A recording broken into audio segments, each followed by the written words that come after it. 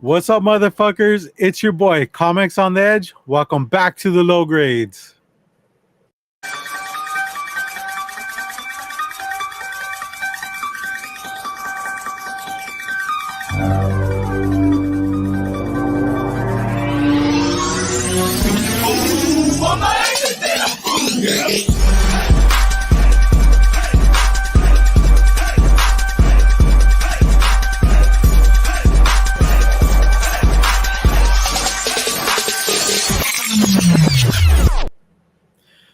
All right, that's what I'm talking about. Dude, I like how you were getting centered throughout the glizzy intro, man. That was so cool. It's something. We still haven't gotten the intro right. I mean, I'm going through these different songs that Restream provides. I think I'm gonna have to go off the cuff and just find some uncopyrighted shit to just add to it. Yeah, actually what you should do is you can take a look on just go to the YouTube creator stuff, and there's tons of stuff there. There's a lot of stuff that's free, and then there's some stuff even that like where you can buy it. I have a couple that I've bought where it's like $1.99 and you get unlimited usage. So it's like one time $1.99 fee, and you bought the rights, right? I'll swing that. And remember, and those things, then you can download them, and you can re-upload them where you want or attach them to your videos. All that stuff. No big deal. That's cool. I mean, I'll have to look into that. It's just I didn't know like if I think at first I was thinking, okay, this is like the calm before the storm. You got this Scott Stapp, is that his name? Stapp. There's rain in the background.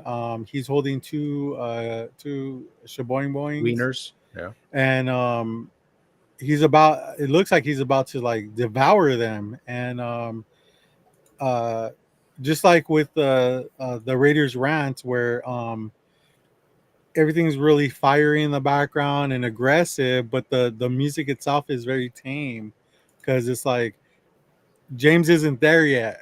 He'll get there, but right now it's like we're chill because be like David Banner, keep yourself from hulking out. Yeah. And I meant David Banner, not Bruce Banner, because I'm talking 70s TV.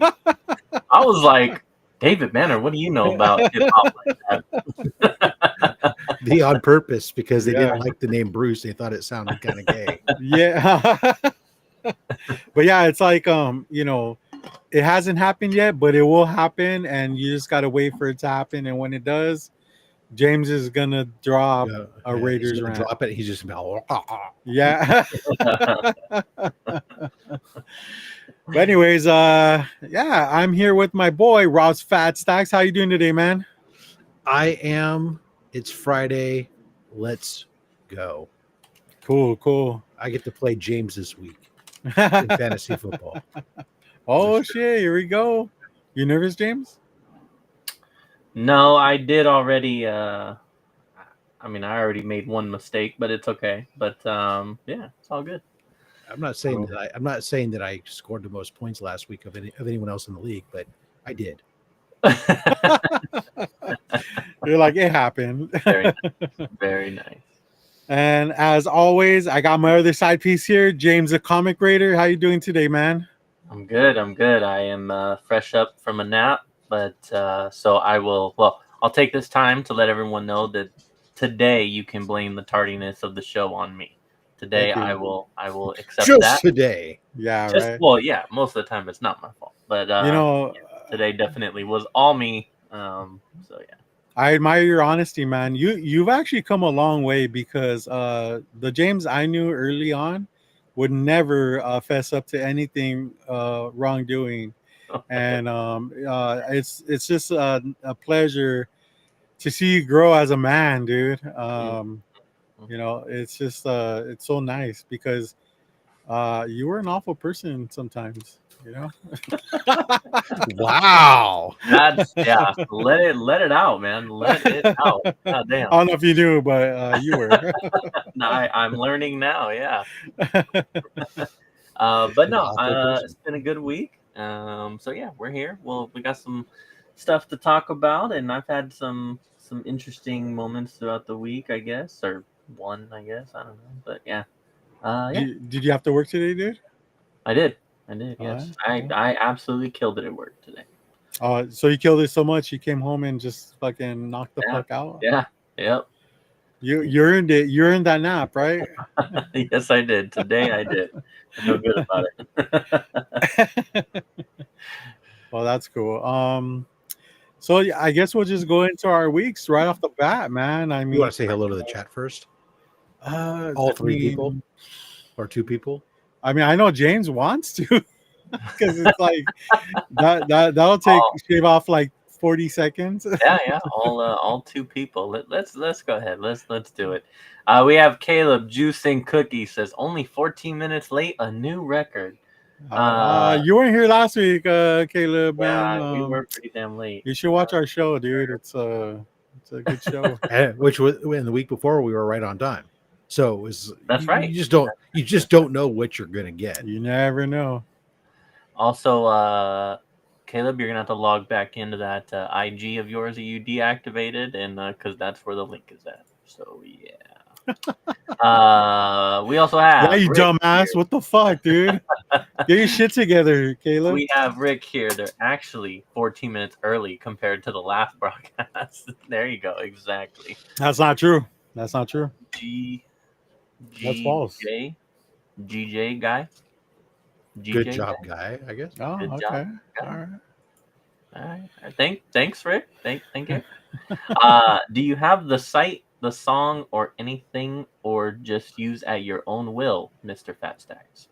So he's saying, do you have to cite the song? Sorry, yes. So if you're using something from the YouTube creator library, it will auto detect and auto insert the citation if like credentials? if necessary. Yeah. Oh, okay. So it's basically saying that, hey, the song's featured in here, written by so and so, whatever.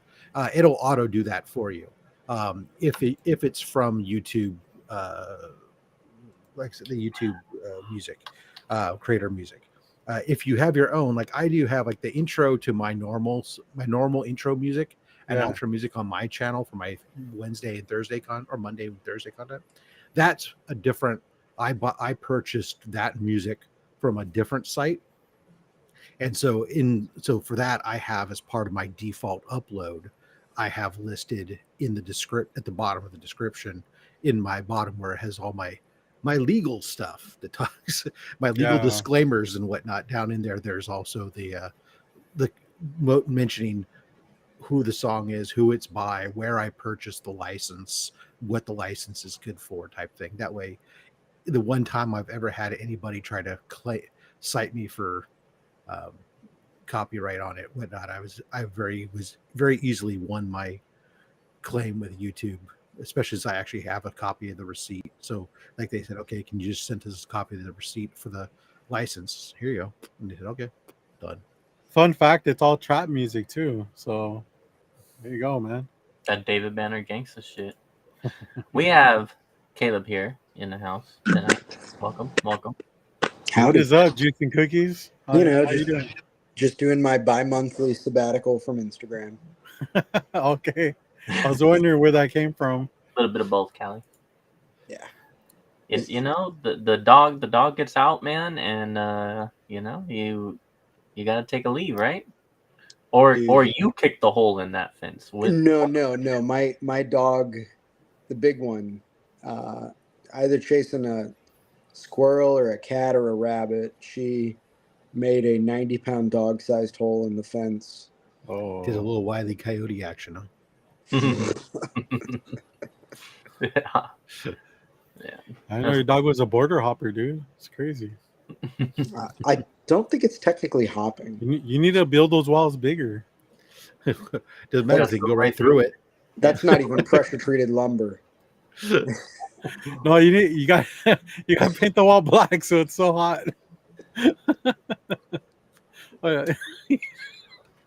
I'm gonna call in the National Guard to come and patrol it. Keep the crime down. Uh, Yo, dog's what's up, okay. though? Callie? The dog's okay. Caleb, What's that? the dog's okay. Fuck yeah. All right, good. I found her down at the end of the other street. She was Wall black. just being a menace eating grass. Did the dog want to get away from you so bad he just ran through the fence? No, she's got a really, really, really high prey drive. So when she sees something smaller than her and then it runs, her immediate reaction is to try to catch it. And she's not as athletic as she thinks she is. Will breed. Although she did kill a rabbit on Easter. Aw, Good for her. Nice. That's what I said. It's What breed? Peter Cottontail. No, I meant the dog. What about the dog? Is it a pit? Curbstone setter. Got it. Yeah. So Heinz 57. that one is an XL bully. So she's 90 pounds of solid chunk. I've had her since I was in Hawaii. So a long time now. She's 7 this year. Oh, shit. Yeah. And then we have our How you doing? 17-year-old miniature poodle, and then my 2.5-year-old pit mix. Nice. Oh, damn, it's a lot of dogs. Mm-hmm. You have dogs almost like James has kids, but not quite. Right. Getting close. Getting close. All All right. Well, there we cool. go. We're caught up on the chat, so let's do our weeks. Did you? Did you get Cali Comics who came in? I did. Oh, all right. Hello, Callie. You're both. It's all a matter of perspective, my friend. True. Yeah. All right, who's going a first? construct? All right, Caleb, how was your week, man? Let's go. So I took the last 2 weeks off work. So I've spent a lot of time around the house just trying to catch up on stuff I haven't done over the last 4 months. So a lot of garden work, outside work, stuff like that, getting ready to paint the stairwell in the house, just trying to do as much stuff as I can and also ignoring my work phone and any responsibilities I have outside of the house right now. Proper. Yeah. Scored a couple cool things on eBay. Nice. Slowly going through 8 months worth of comics that have been piling up and getting them cataloged since my CLZ is magically working again without me paying for it. So Nice. by my calculations, I am only short 6 variants for Moon Knight Volume 1 through 8 now. Wow. So, yeah. Are they like high-end variants or just hard to find or cheap? No, he's got the top one, dude. I don't think any of them are more expensive than $50 or $60. It's just finding them. I could find it on eBay, but eBay's not hunting. eBay's not digging through bins and finding that deal. Oh, okay. So it's one of those, if I come across them, cool. I'm not super actively looking. Also, are they hard to find because nobody really collects Moon Knight these days? No, No. not if you follow my Instagram, because I follow mostly Moon Knight collectors, so that's all I see. Oh, Hold on. Are you still doing the Moon Knight everyday thing? I gave up. Well, I didn't give up on it. When I started my last sabbatical, Yeah. I had 30 pictures taken, captions were already written in my notes, and I just was to the point with social media, specifically Meta, where I was just like, man, fuck all this, all of it. Yeah. I have our Facebook Messenger chat. I have, the people I talk to that I text from, the club and stuff. But like, it's crazy from the technological ethics side, how unethical Meta and pretty much all social medias are in general. And I just found it's kind of like a big old drain on my soul. I'm trying to get outside and touch grass and see the sun more than sitting staring at my phone, with the exception of Pokemon Go. Oh yeah. Well, all these sabbaticals, I never knew you were Jewish. It's Hey, crazy. teachers do it too. All right, Rob, how was your week, man? It has been a series of dichotomies. Started off super cool, quiet week at work. Everything was calm. I was able to spend some time getting caught up on everything. Felt great, leaving on time. Nice. Oh, Then yeah. all of a sudden, like yesterday, I came into my inbox and it was like the world had just dumped on it. And it was like I could not keep up with it. I worked, 13-hour day getting everything done, try to get caught up and most of it done, and spent today again going for 11 hours or something, just trying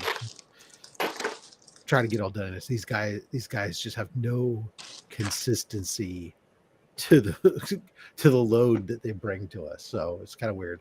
And then even like my legal team that I bailed them out of so much crap, and they were dumping stupid shit on me to the point where at one point I turned around and I told them, said, you guys can look this up.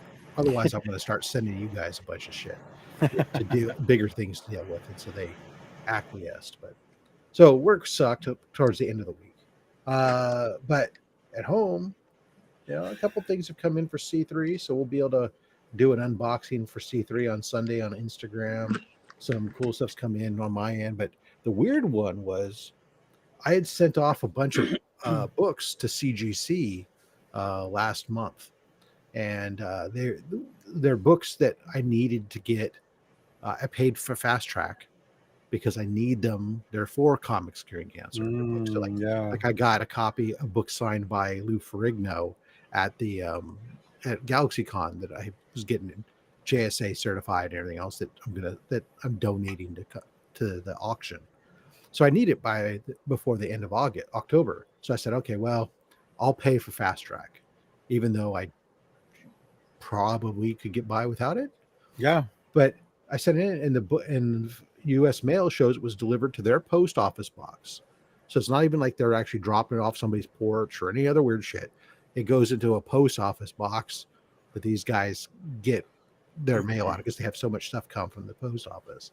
And they pick it up. It was delivered like, I don't know, back on the 26th of August or something. And so, yeah, it wasn't even showing up in their system, even though I had labeled outside the box Fast Track, all the other stuff. And when you looked up the tracking number, because they have that secondary lookup, it wasn't even showing that they had received the package. So I sent an email. Used their contact form, and wouldn't you know, the next day, all of a sudden, not only did they find that package of mine, but they found the other package that I had sent to my presser, that my presser had forwarded. All my stuff was suddenly miraculously found, all 3 submissions instantly and checked in, and now they're ready to go, and they're swiping my card all at once. But see, Rob, if you would have waited one more day, it still wouldn't have been done. I think it's because they got my thing and they went like, oh, okay, let's go take a look at this stuff, and they went out intentionally to find it, and then they found it and checked it all in. Okay. So, but at least it's in place, and I got an email saying that they should have it all done before my deadline and stuff, because I made sure to spell out for them in my email that, like, oh, this is all for charity and da da da, and you're gonna take money out of the hands of sick people. And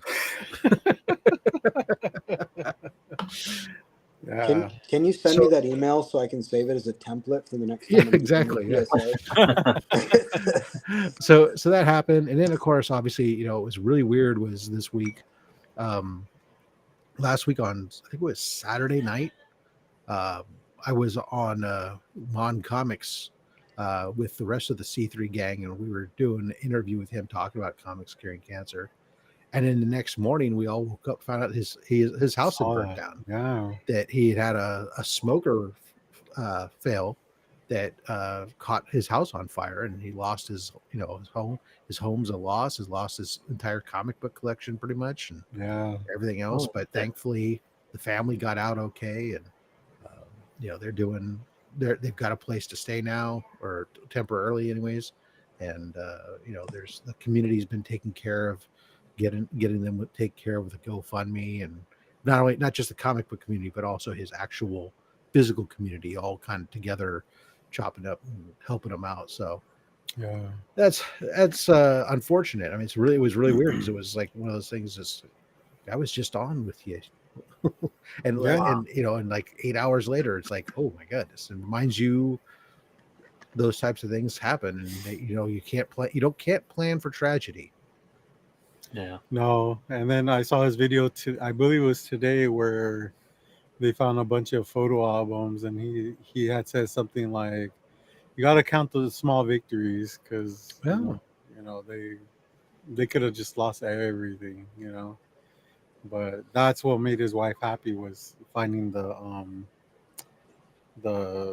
the pictures. Yeah, those of us that have a lot of physical media still, as opposed to nothing but digital. I mean, all the new digital pictures, sure, Yeah. they're all up there, but some of those older ones, like for me, a lot of my kids, their early stuff. Well, I was an early adopter of digital cameras, so I do have most of it probably is up digitally now. But Mhm. you know, there's none of my early relationships of my wife and I, because we've been married, we've been together for 35 years. That stuff's all physical pictures and stuff in binders laying around the place and stuff. And Yeah. but That's crazy. always on the list of things that, oh yeah, I'll eventually get around to scanning those things in, and Yeah. the list of things that I'll get around to are rather extensive. Going back to the Lou Ferrigno situation, did you actually get to meet him? Yeah. What do It was you? How so it was was it? at GalaxyCon. He was there. That was where I was. GalaxyCon San Jose. He was there signing. So I didn't get a chance to interact with him much. It was kind of a quick get the signature, and we didn't pay to have a photo op with him. So it was just Damn. it was $100 to get the signature. I know. It's isn't it crazy? So he was at least kind enough to allow us to photograph him signing the book. Yeah. So we got that, but I mean, to pose with him, even just a selfie, is another $60-$70 or whatever it was. And I already spent my budget on that with those wrestlers. So Wrestlers. You think Sergeant Slaughter's worth $100? I don't know. To some people, I think, like, for most at least, I don't know what these guys, the guys, I think certain wrestlers, obviously, depending upon their name status, they'll charge more because they can. And some of that is what they value. Some of it is just it's just like commissions, right?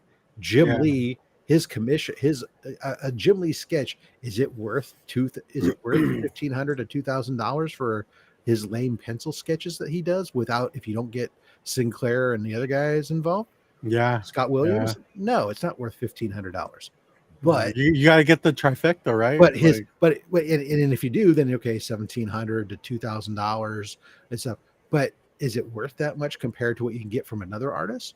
No. But if you want Jim Lee, he's so in demand and he's got so many things to do, he's got to price himself so that way that cuts down how many people are trying to clamor to get. It's the same thing with some of these guys, right?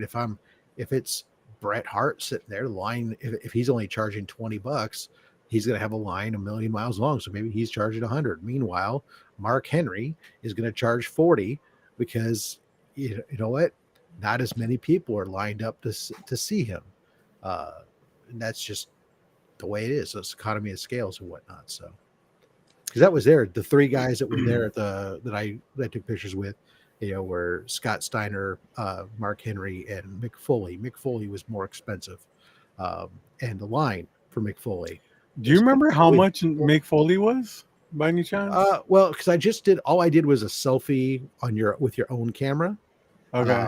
So for that, I think it was like $75, maybe 80. I don't want to interrupt you, but technically, if it was like 75, you only paid $25 3 times because you got Cactus Jack and Dude Love too. No, I didn't get Dude Love, but he did give you the two. He did do his Cactus Jack, and then he pulled on the Mankind mask and stuff. So you get two at least. Did he pull the sock out of his underwear? He did put Socko on with Mankind, but so it was more of the corporate Mankind as opposed to the original. It wasn't the original Mankind that you got, but anyways, the point was, he was a little bit bigger. All those guys with their pictures, you can do the selfie picture, which is cheaper. You just have a pose selfie there, or you get like the picture package where you go and you're having professional photo shoot done or whatnot by the camera. I don't need that shit. Yeah. $75, and then I believe his daughter Noelle Foley. She's not a wrestler. She's like a influencer. That makes sense that her name would be Noel, since he's a Santa Claus guy, big Santa Claus guy. Oh, really? I didn't know. Yeah, that. Mick Foley does. One of the many charities that he does. He does a ton. That was the first thing I said to him when I met him, was like talking to him, was thanking him for all the charity works that he does, because he does a ton of charity work. Yeah. And one of his big ones, he does do stuff where he dresses up as Santa Claus and goes to children's hospitals and stuff and does stuff and brings some of the wrestlers and stuff with him. So Nice. that makes sense that his daughter's name is Noelle. Yeah. So she was at Frankenstein's down here, like probably 3 years ago, and she was charging, I believe, $100. I didn't know who she was at the time, but then once I looked her up, I was like, oh, this is Mick Foley's daughter. Pretty cute, but not for $100. Like, Yeah, I'm not to the right people maybe, but not to me. yeah, exactly. Because I don't need pictures of you on my phone. People are gonna wonder what's going on. I don't want to advocate for AI, but why would you pay anybody anything when you can literally just ask ChatGPT to make the picture for you? Yeah, but if it's not about the picture's more to memorialize your meeting them and getting the chance to have a brief conversation with them, as opposed to just saying, oh, hey, I got these pictures with these guys. I mean, yeah, but for the low price of free, I can Photoshop you with Mick Foley. sure You can. can fake flex all you want, dude. But there'll be no memories associated with it. Versus, I look at my Makes picture me and I shut have up. the Nobody will memories know. of the conversations that I. Have AI create a memory. It's like I can order. I collect refrigerator magnets from all the places I visit, and when I look at my refrigerator, it reminds me that I have all these memories of. I can go on eBay and order stuff for like, I want to go to Paris. Great, I'll order a Paris, France, and I'll order this. I didn't actually go there. I have no memories to go with it. What's the point? Go to Total Recall. They'll put the memories you in. gotta physically go there and then buy the magnet itself. So Yeah. Oh wow, you finally got them? That You're was not a going while for the ago. trip. You're going for the magnet. And then Mike, like 10 minutes ago, randomly called me, and I was like, dude, Well, you're on a show. Yeah. kind of fucking busy, dude. Hey, I Mike, know, make sure you he stick knows. around. I got books in my pickups this week that you're Unnecessary. gonna. Mike's be already jealous gone, of. dude. He's That's unnecessary, dude. he's having pizza somewhere. He's a weak ass bastard. Then Mm-hmm. Yeah. Playing Fortnite or something. Also a piece of shit. Shout out Fortnite. All right. Anything else for your week there, Rob? no, that's good for now. Cool. All right, James, what do you got, man? Let's dive in here. So Saturday, I woke up and basically almost shit my pants all day. Getting that old already? Yeah, I guess so. Yeah, no, I from Saturday to like Monday or Tuesday, man, I had something. I was not feeling very well at all. There's a bag glizzy. There's no Like bag glizzy. you ate that glizzy from 7-Eleven that's just a display, The old But one. yeah, you know which one I'm talking stopped about. rolling. It's been there Yeah, so long. yeah. I should You have had to taken the you had to hint. peel it off the wire rack. Yeah, They I didn't should have even taken the hint when charge she you was for like, it. "Are you sure that you want that one?" And and I'm trying to be all like, "Yes, I'm the fucking glizzy Yes, guy." Like, you. are you sure though? Are you? Yeah, I should have taken her up. You said that you were the glizzy god. Is that what you said? I am. God. He's the And glizzy then, gobbler. Oh, then, gobbler. I would but say. then, yeah, it. I need to see some more glizzy pictures out of you then. It All backfired. right. I don't need to take the pictures. I live the life. But yeah. One So dog at a I was time. really really sick. And Saturday was pretty bad. I got like dehydrated and shit. And Sunday started to feel better. But yeah, I don't know. I don't know what it was. I just definitely had some issues. So that was my weekend. But football was all right. I think I went. Let's see. I'm in 3 leagues. I won one of them for the week. The other 2 didn't go as well, and we'll see what happens this week. But um, it was good to have football back. I love football. That's my favorite. So this is obviously my time of the year. And Who's your favorite team, James? the motherfucking Raiders. The And New York Giants. He's a big Jackson Dart fan. But yeah, so other than that, school shit. School is school, man. Haven't even done anything this week, but we'll get there. We have Guy Forge dropping Yo, in. what's up, Guy Forge? What's up, Nice to dude? see you, dude. It's been a while. What You don't is answer up, my phone dude? calls anymore. That's usual for you, man. People just don't want to talk to you, Robert. You just gotta take the hint sometimes. No, me and Guy Forge are like that, bro. All right, all And then like that. So right. he knows what's up. Work's been cool. I am also gonna take a couple weeks off. Tomorrow is my last day before I take like almost 3 weeks off. So that should be fun. Allow me to lock in on schoolwork and get my shit together. I read a ton of I don't know about a ton. I read a lot of comics, and we'll talk about that I guess at a later time. But a lot of cool comics, a lot of fun shit that I definitely one series for sure that I want to talk about, and watch some movies. Um, Not too many, I guess. I know that. Oh snap! Hold on, we got more shit happening. Hold on, we got I Cut Shapes here with. Oh, you guys can't see the gifs. Coming in from Twitch though. So what is up? Thank you, thank you, thank you. It's Yeah, like a they foreign language for Restream, huh? off. I know, huh? That's crazy, but thank you. Well, it's just I cut shaves, fist pumping. That's it. Yeah, So yeah. He's very, very excited and dancing and all yeah, that cool stuff. yeah. Um, let's see. Movies. Didn't really watch too many. I watched one that Caleb had recommended to me called The Sphere or just Sphere, one of the two. Let's Uh, see. yeah, that one. Um, Samuel Jackson, Dustin Hoffman, Sharon Stone, Queen Latifah, Mm-hmm. and Skinny Queen Latifah. I think that was it for like main. You thought she was just a rapper, huh, James? Right?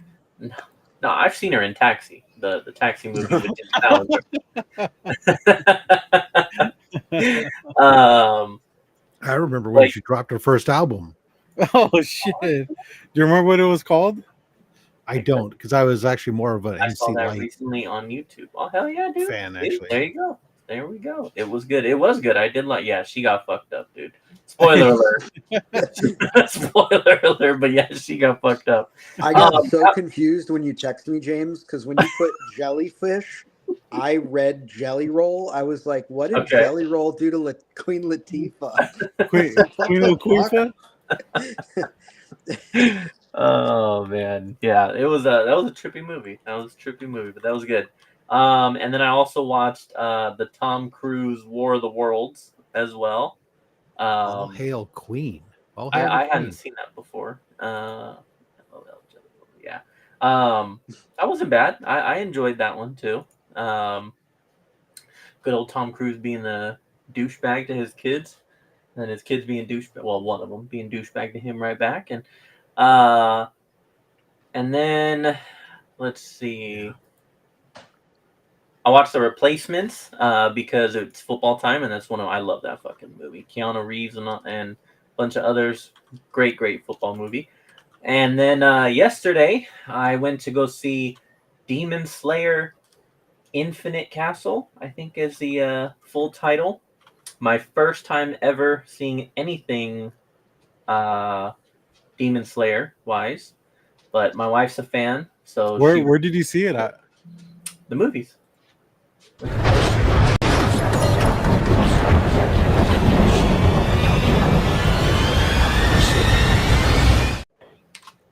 Nice.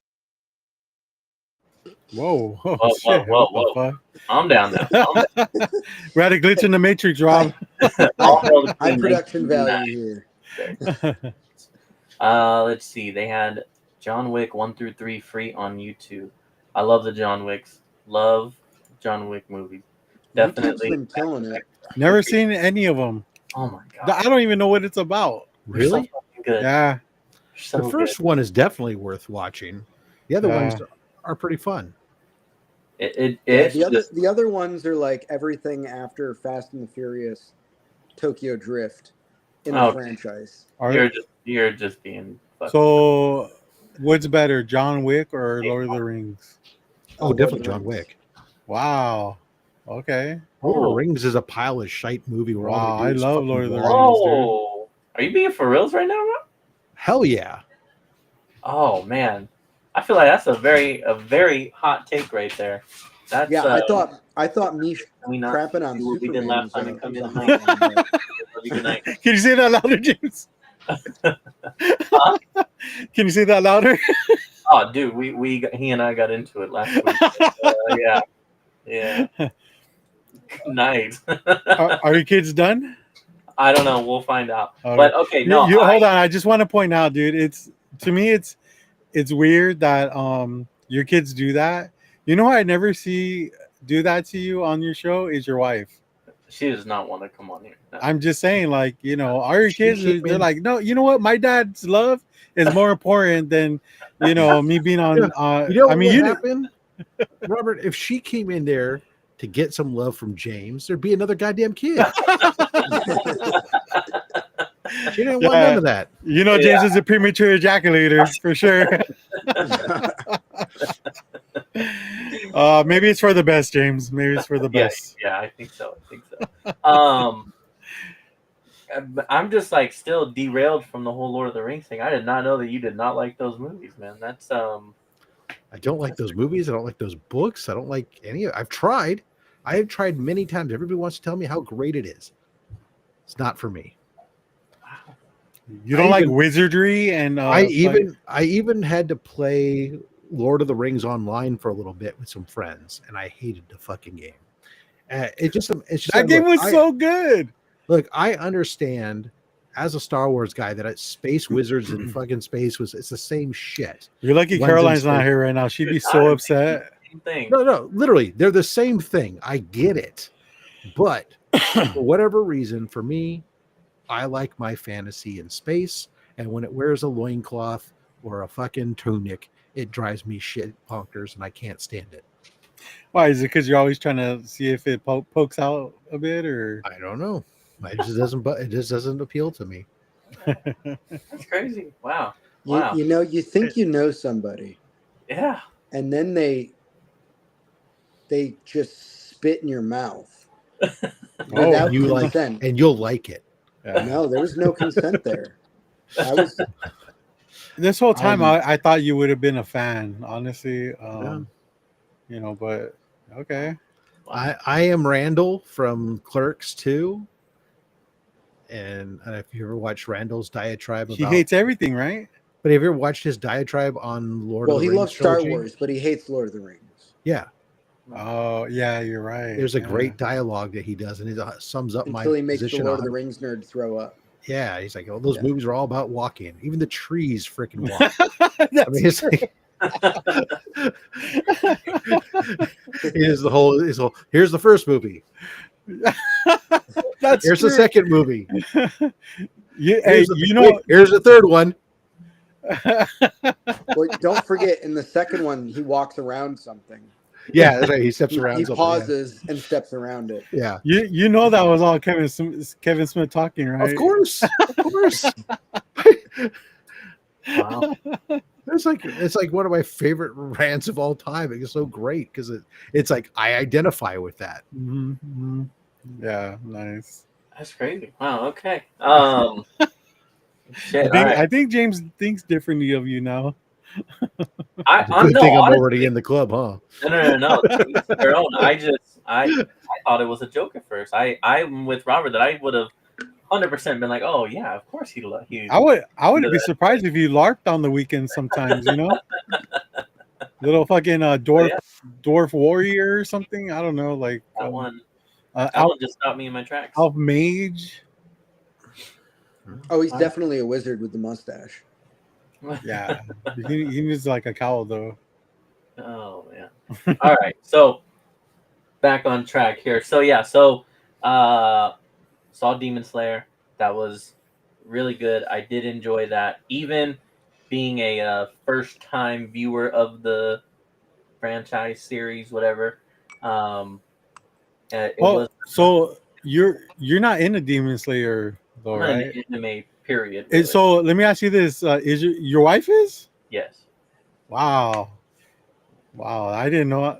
I'm just as shocked as the whole Rob situation with Lord of the Rings. Yeah, so she's watched the series. She wanted to go to the movie, so when the tickets came out, I made sure to get the tickets. It's kind of a big deal because they're kind of sold out, and so we went to go see it, and that was a good time. And she was very happy and surrounded by her peoples. But yeah, her peoples. What do you mean, like anime nerds? Anime nerds, yeah. Oh, okay. Doms. Hardcore BDSM. Latex warriors. Oh man. Just all gimp suits in the theater. So is your wife all like anime? Is No. No? She just likes if you're referring to like projecting it and like wearing it and all that. No, not at all, dude. No, I mean That's like wearing exactly what he meant. No, I'm not even talking about that. Does she love anime? Like, is that like her thing? She loves anime? Yeah, I mean it's something that I never really paid attention to. Of course not, because it's not up your alley. That's why. It's not about you, James. That's why you didn't. Yeah, I recently discovered that she's a big fan this whole time, and maybe we could have been going to Anime Con all this time, but oh my god, yeah, I don't know. This whole time that we were at Rob's nearly famous BBQ, she did not bring that up once, and I thought we were getting along great. You could bring her to. You can start bringing her to cons. She can go off to the anime portion. Yeah, there you go. Maybe she didn't say feel safe about talking about it. Yeah. Oh yeah, this is that. Yes, this K-pop Demon Hunters. K-pop Demon Hunters is a kind of a big deal just in general on Netflix. She got the kids into it, and now it is basically it's the new thing that they have to watch every day. It was Sonic and it was Godzilla and it was this, and now this is the new one that every day this is on. So your kids are about to Naruto run through Area 51, huh?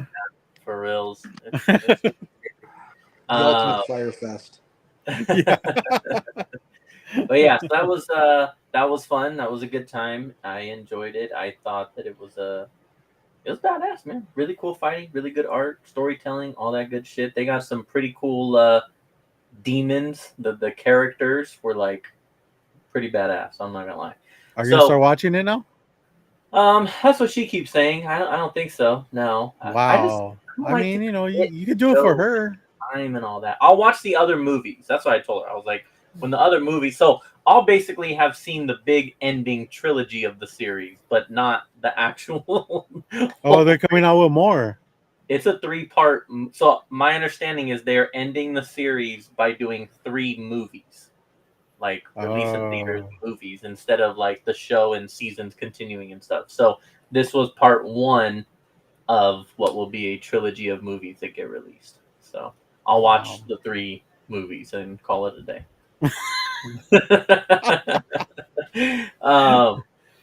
But yeah, so yeah, watching movies has been a good time. I don't know. I think that might be it. Let me check my notes here. Yeah, that's about it that I can remember at least. So it's been an interesting week. We got other shit to talk about later, but yeah, interesting. Oh, sounds like a fucking blast, James. Yeah, go check out Demon Slayer. Also, like, I don't appreciate you not taking my phone call while you were in that theater. Now knowing what movie it was, you should have walked out that damn place. You should have just No. stood up and answered. Don't That's even what I was gonna walk. say. No, Stand you up and sit there answer. and you're like, "Oh yeah, no, I'm just watching Demon Slayer. I'm not really into this. It's good. What's up, man?" Yeah, there you go. Yeah, grow some fucking balls, dude. Hey, you think they're all gonna kick your ass? Hell And no, dude. Make sure you bump your wife and ask her if it's okay that you take the call, and everybody hears you ask. Yeah, it's like that whole situation. One gorilla versus 100 babies. Who's gonna win? I mean, dude, you got this, James. I got faith in you, man. You really let me down yesterday, dude. Yeah, I'm sorry. Plus, have you ever tried to fight in a furry costume? You can't see shit. You're right. You're right. Yeah. Have you ever tried talking with a ball gag in your mouth? I mean, you can't really talk that well. So I heard. Allegedly. Asking for a friend? What? Yeah. But that's it. How was your week, Robert? Dude, it was good, man. Really good. So did the show last week. Friday comes around. Didn't really do much. Just spent time with the family.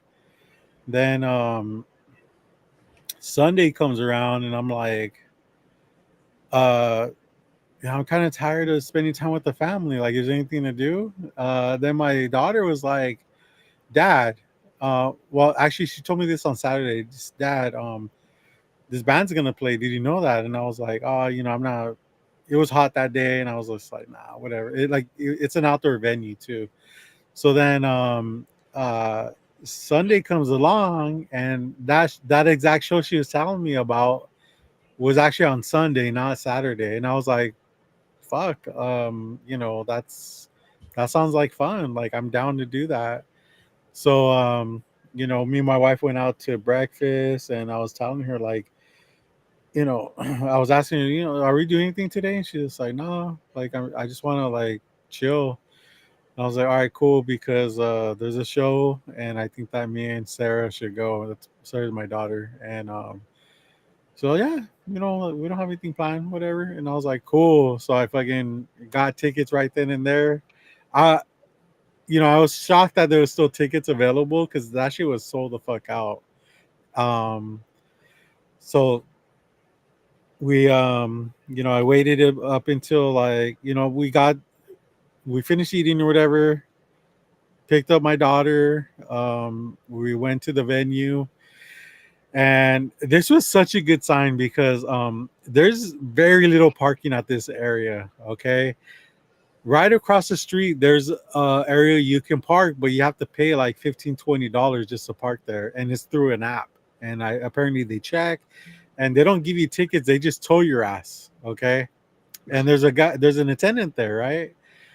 And he's seen me a couple times before already, and he saw me, and he points at an area, right? And I'm like, no, like, let me go in your parking lot. And he's like pointing, like, right there.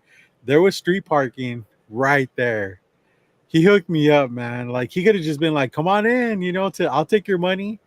But he was just like, there's parking right there, So I couldn't understand, but my daughter, like, interpreted it for me. So I parked there, and I got out of my car, and I was like, dude, thank you so much. Like, I mean, he was like a mile away, but still, I thanked him, and I was like, thank you so much. Like, that was awesome. And he's just like, no, I was just hoping you would see it. I was hoping you would see it, because there's no parking around here. I was like, dude, I appreciate it.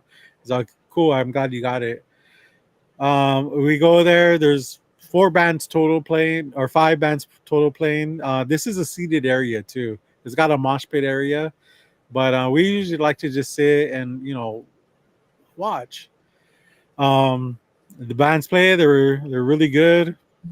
But the main band that we went to go see, dude, from the get, they started playing a song, and like, people, the kids came out to play. Let me just say that much first, okay? I love hardcore music, and it's nice to see the younger crowd getting into, because this is an old school band. They've been around for over 25 years, okay, and they still got a lot of energy and shit. And these kids came out to play.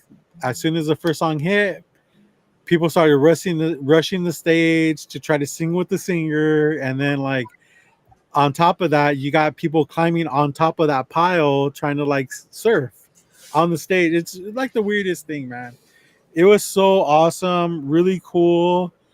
Um, I enjoyed every minute of it. Recorded a lot of it, so I'll be throwing that on one of my secret YouTube channels. I mean, it's not secret. It's an old channel that I have. And then left the venue, went to Denny's, had a good meal. That, by the way, that egg surcharge, man, is not around it. I've never seen it. I don't know what the fuck you're talking about, James. Hey, dude, that maybe was a NorCal thing, Maybe It's also been quite some time. I completely forgot about It shouldn't be going on anymore. That was like during Prohibition, right?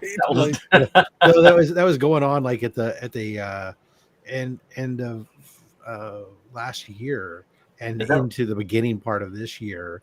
And Rob, then, eggs are still expensive, Yeah, man. it was early this year because it was my nowhere wife's near what they were, buddy. belated Christmas party for work. I remember, so it was. Okay. Yeah, that was the egg shortage of early 2025. But I'm sure that the restaurants are slow to take down any surcharge. For sure. Oh, we forgot about that sign still being out there. Whoops. Sorry, we didn't update all the prices on our digital menus in our POS system. I know, right? Sorry, looks like you got charged an extra $2 for that gram. What's up, Phil? Phil? Oh yeah. What up, dude? We love Costco. So James, it's safe to go back to Denny's. Okay. Good. Okay. Good to know. You could go tomorrow after church. I'll go.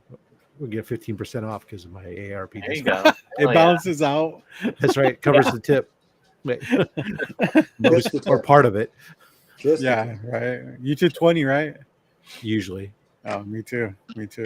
I'm bougie like that. That's where I start, and it can go up or down depending upon the level of service. Kayla, what do you tip? You look like you're in ingredients. Same way, Rob. So 20%, and I round up to the nearest dollar. And then depending on the service, like the number of times that the waiter or waitress walks by and there is a empty drink at the edge of the table, the number of times they walk by is the number of percentage it drops. If I'm sitting there with an empty coffee mug, don't fucking miss my refills, especially if it's water. Yeah, right. Like that shit's easy. What about you, James? About the same. I mean, how much, James? How much is your wife tip? I don't know. Since she's always paying, right? I know. I'm usually the one. She's always paying because James is just the tip. Yeah. Oh shit! Look at that. I don't have like a set formula like they do, but I am a good tipper. I would like to think, and yeah, it varies. But and then yes, I am the same way that it does depend on the service that I get. I get quite thirsty, so I am the same way. I do get upset if my drink is not refilled. I want my money. I want my money's worth of that $5 drink. That no shit, right? I mean, I tell my kids, you cannot get any drinks here. It's all water. Oh wow! Fuck that shit, That's dude. Awful. I would not go out to eat with you. That's crazy. And with me, I drink only coffee. Here's the controversial one. What do you guys feel about tipping at a place where you stand up to order and they flip an iPad around to you? Yeah, no Now, tip, no what's the tip. tipping situation then? If I'm picking up my own food, like what did you do? It's funny you bring that up, Caleb, because I'll get into it later, but I just came back from Vegas, right? And the last stop before I hit my house was a gas station. Okay. And I went to use the restroom. I bought some drink. And then when I went to go pay for it, motherfuckers had a tip jar, bro. Like, what? You're Oh, tipping for gas now? Like, are you Yeah. kidding me?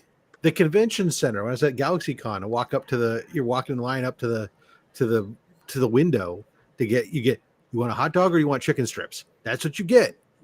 Which one do you want? And then they turn around, they pick it up, and they put it, and they turn around, and they in 10 seconds you have your food. There's they have it on. I was like, oh, 0, 0. Yeah, no. Look, I'm sorry. You're not providing a service. No, not at all. Look, I'm sorry. Even Phil agrees with you. No. You know? Honestly, The you know what I'm difference going to would start be- doing?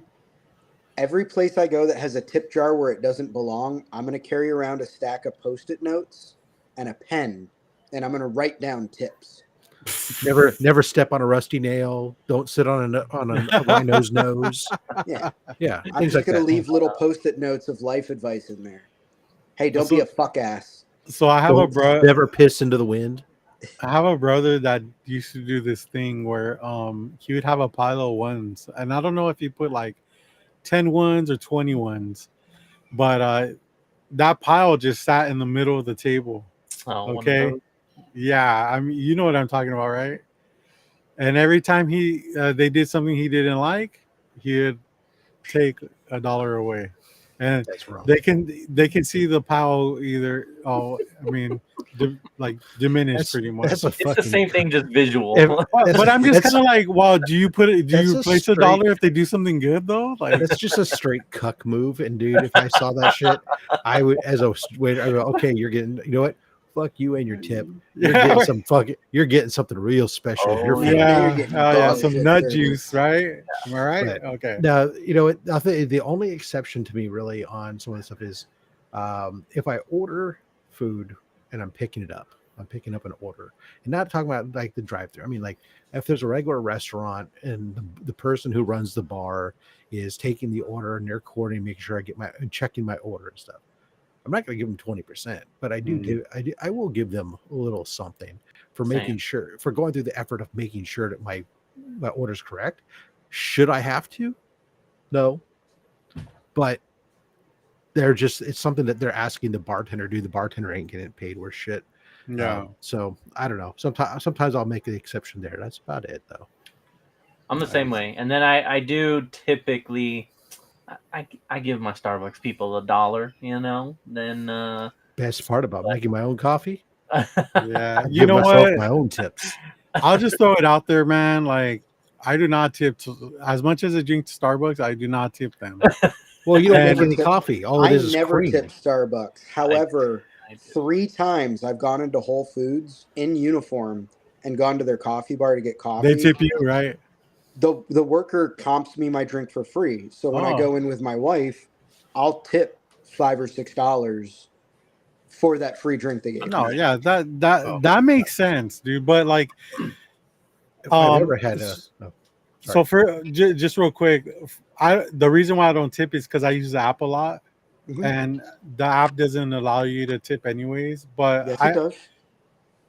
It does. Yeah, so you have to go to the Don't show me how after- to do that. Don't show me. I don't need to know.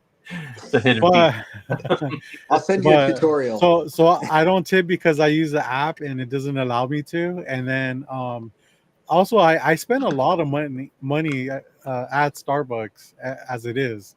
So they're getting their money's worth. My coffee used to be fucking $3. Now it's $4.30. Yeah, it's crazy. I'm getting like simple coffee with, Phil says Origin tips stands for to ensure prompt service were originally given at the beginning of the service. For example, tipping the maitre d' for a good seat. Oh, that makes sense. Well, most restaurants don't have a maitre d' anymore, so Yeah. It also it really kind of blew up out of the Great Depression when restaurants managed to they managed to lobby the government To for pay their to have a workers. different to pay their workers less and create this separate minimum wage for workers and instead shift it to the customers to pay the wages, Yeah. Goddamn good depression. which is how you would have normally done it anyways if you just raised the price of the food, and then everybody. Nobody would ever We know. know we'd be paying the same, but we'd feel better about not at least knowing what we're going to pay. Yeah. What were you gonna say, Rob? Before I cut you off, you forgot already. The same could go for tickets. You buy a ticket and there's all these fees. Now they're getting smart and they're putting all those fees into the ticket price. Because nobody they're like, wants "We've to. waived all the fees." No, all right. Nobody wants to know that they're paying like off a $40 ticket, they're paying $35 in fees. Nobody wants to know that. So just tell me how much I have to pay to go to this damn show, and I'll make a decision. What I pay about my WonderCon thing is like this early bird discount, and the whole discount was wiped away by the freaking buying the tickets online. It's like I can't buy them anywhere else. Right. Oh, I hate that. Yeah, the I think the movies does that too, right? The online convenience fee. But fortunately that one I don't pay because I'm like a member of whatever I pay for the number of places now that are adding in credit card convenience fees. Yeah. Nobody wants to take on 4%. Are you kidding me? Like, are things so hard up where this 4% has to be on me now? It used to be that in California you used to not be able to do that because there was a law that basically said that you couldn't charge somebody more because they were paying with a different payment form of payment. Yeah. But what happened was there was a federal court judge overruled, after years of that being on the books, recently overruled it and said that no, that the retailer could pass along those, provided under certain circumstances that they post it and so that you knew about it in advance and stuff. So like even now, like when I went to my dealership, the car dealership, now they have a sign at every register. It tells you if you're going to pay by a credit card, it's another 4% or whatever on top of your service charges and whatnot. If you want to, so it's one of the car dealership, like the car dealership families here, doesn't take Amex anymore because Amex raised their fees more than everybody else. They're like, okay, sorry if you're going to pay with an Amex, but a lot of places are doing their cash price versus their credit price out here. So you get 4% off your bill if you pay cash. Yeah, and I have a funny story about that. And that's how they get around it, because it used to be when I was growing up, like gas, it was always cash and credit price.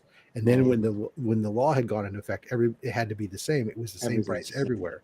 But then they started finding out, like, oh well, you couldn't charge more for paying with a credit card, but you could say that this is our rate, and you can get a discount for paying with cash. So then you started seeing it creep back out again, and then they had the law change, and now it's just all hell. Yeah, that's why I feel they don't have to claim it on taxes. There was a restaurant out here that I really wanted to try, and I only had cash. And I went to pay, and they're like, "Well, we can't take cash." Chuck E. Cheese. Exactly. I wanted a cheese pizza at the Kids Rat Casino and Pizza Emporium, and they wouldn't take cash. I was like, "No, this is legal tender everywhere, you dumbass." It says right on it, public and private. Like, what do you mean you can't take cash? They're like, "Well, we can't make change." I was like, "So what if I told you to keep the rest as a tip?" They're like, "Well, then we can't tip it out." And I was like, "Oh my god." I was like, "Okay, I'm just not going to get anything." Yeah. And I'm not ever going to come back here because no sandwich is worth this hassle. Right. Yeah. We do. Even at my work, we do something similar where, like, people on their contracts, if you pay annual, you're in a 1-year contract, if you, instead of paying monthly, you pay all at once, you get a discount of several % off your bill or whatever, because you're paying because of just the cost of cash in business and all that other stuff. So yeah, it's all business, how it goes. Not taking cash was bad first impression of Weston. Oh Yeah, God, poor paper Phil. trail. You don't want a paper trail, huh? No. So at Heroes Con this year, Phil showed up and he at the big. We were at the Westin. It was the big hotel that we're all at, and the bar apparently didn't take cash, and he was trying to get his drinks and stuff, and it was like this major deal. It was like that they didn't take cash. Everything was like, nope, you either put it on your room or you pay with a credit card. That was it. They just don't want to deal with cash and having to deal with tracking it and everything else. It's a easier form of loss and shrink for them, so it's easier for them to control their bottom line by not doing it. And Well, I think that was once when COVID was going around, nobody wanted to take cash because they didn't want to get sick. it accelerated it. It had been over time. We had already been moving to more and more of a cashless society, less people doing that stuff. But yeah, it's it's definitely, there are a lot more places now that are amazing that don't take cash at all. But Angel Stadium is a try to write a check somewhere. Go to the grocery store and say, "Oh, we're okay." Hold on. It's always been like that. Write though, a check with for a checks. $1.29 lean cuisine meal. There's at Nice, least two Phil. of them. I can't eat just one. I like passive aggressive Phil here. Yeah. Oh, Phil was on. He was something. I had never seen that side of Phil. That was sure. It was cool. Not for him, but for the rest of us, it was a show. Good for you, Phil. Good for you. Oh man. And Okay, everyone that so- came up, he was happy to tell. So where was I? The concert, Denny's. Then I worked for 3 days, and then the fourth day, me and my wife went to Vegas, as James knows. Knows now. Yeah, we went to Vegas. It was a great trip. We went there because she wanted to get a tattoo from an artist she really likes. So they made the appointment and stuff like that, and I guess he said it was gonna take like 6 hours, and I was like, I ain't gonna wait that long. So I'm gonna hit up some of my friends and see if I can hang out with them. Out of everybody, Cueva Comics came through in a big bad way. We fucking hung out for like a couple hours, and man, it was Whoa, Phil. fucking great. Whoa. It was so good. So Sabrina said, "No, forget you. I ain't gonna hang out with you." Yeah. Well, Yeah. she gave me a false pretense that she Fridays was only.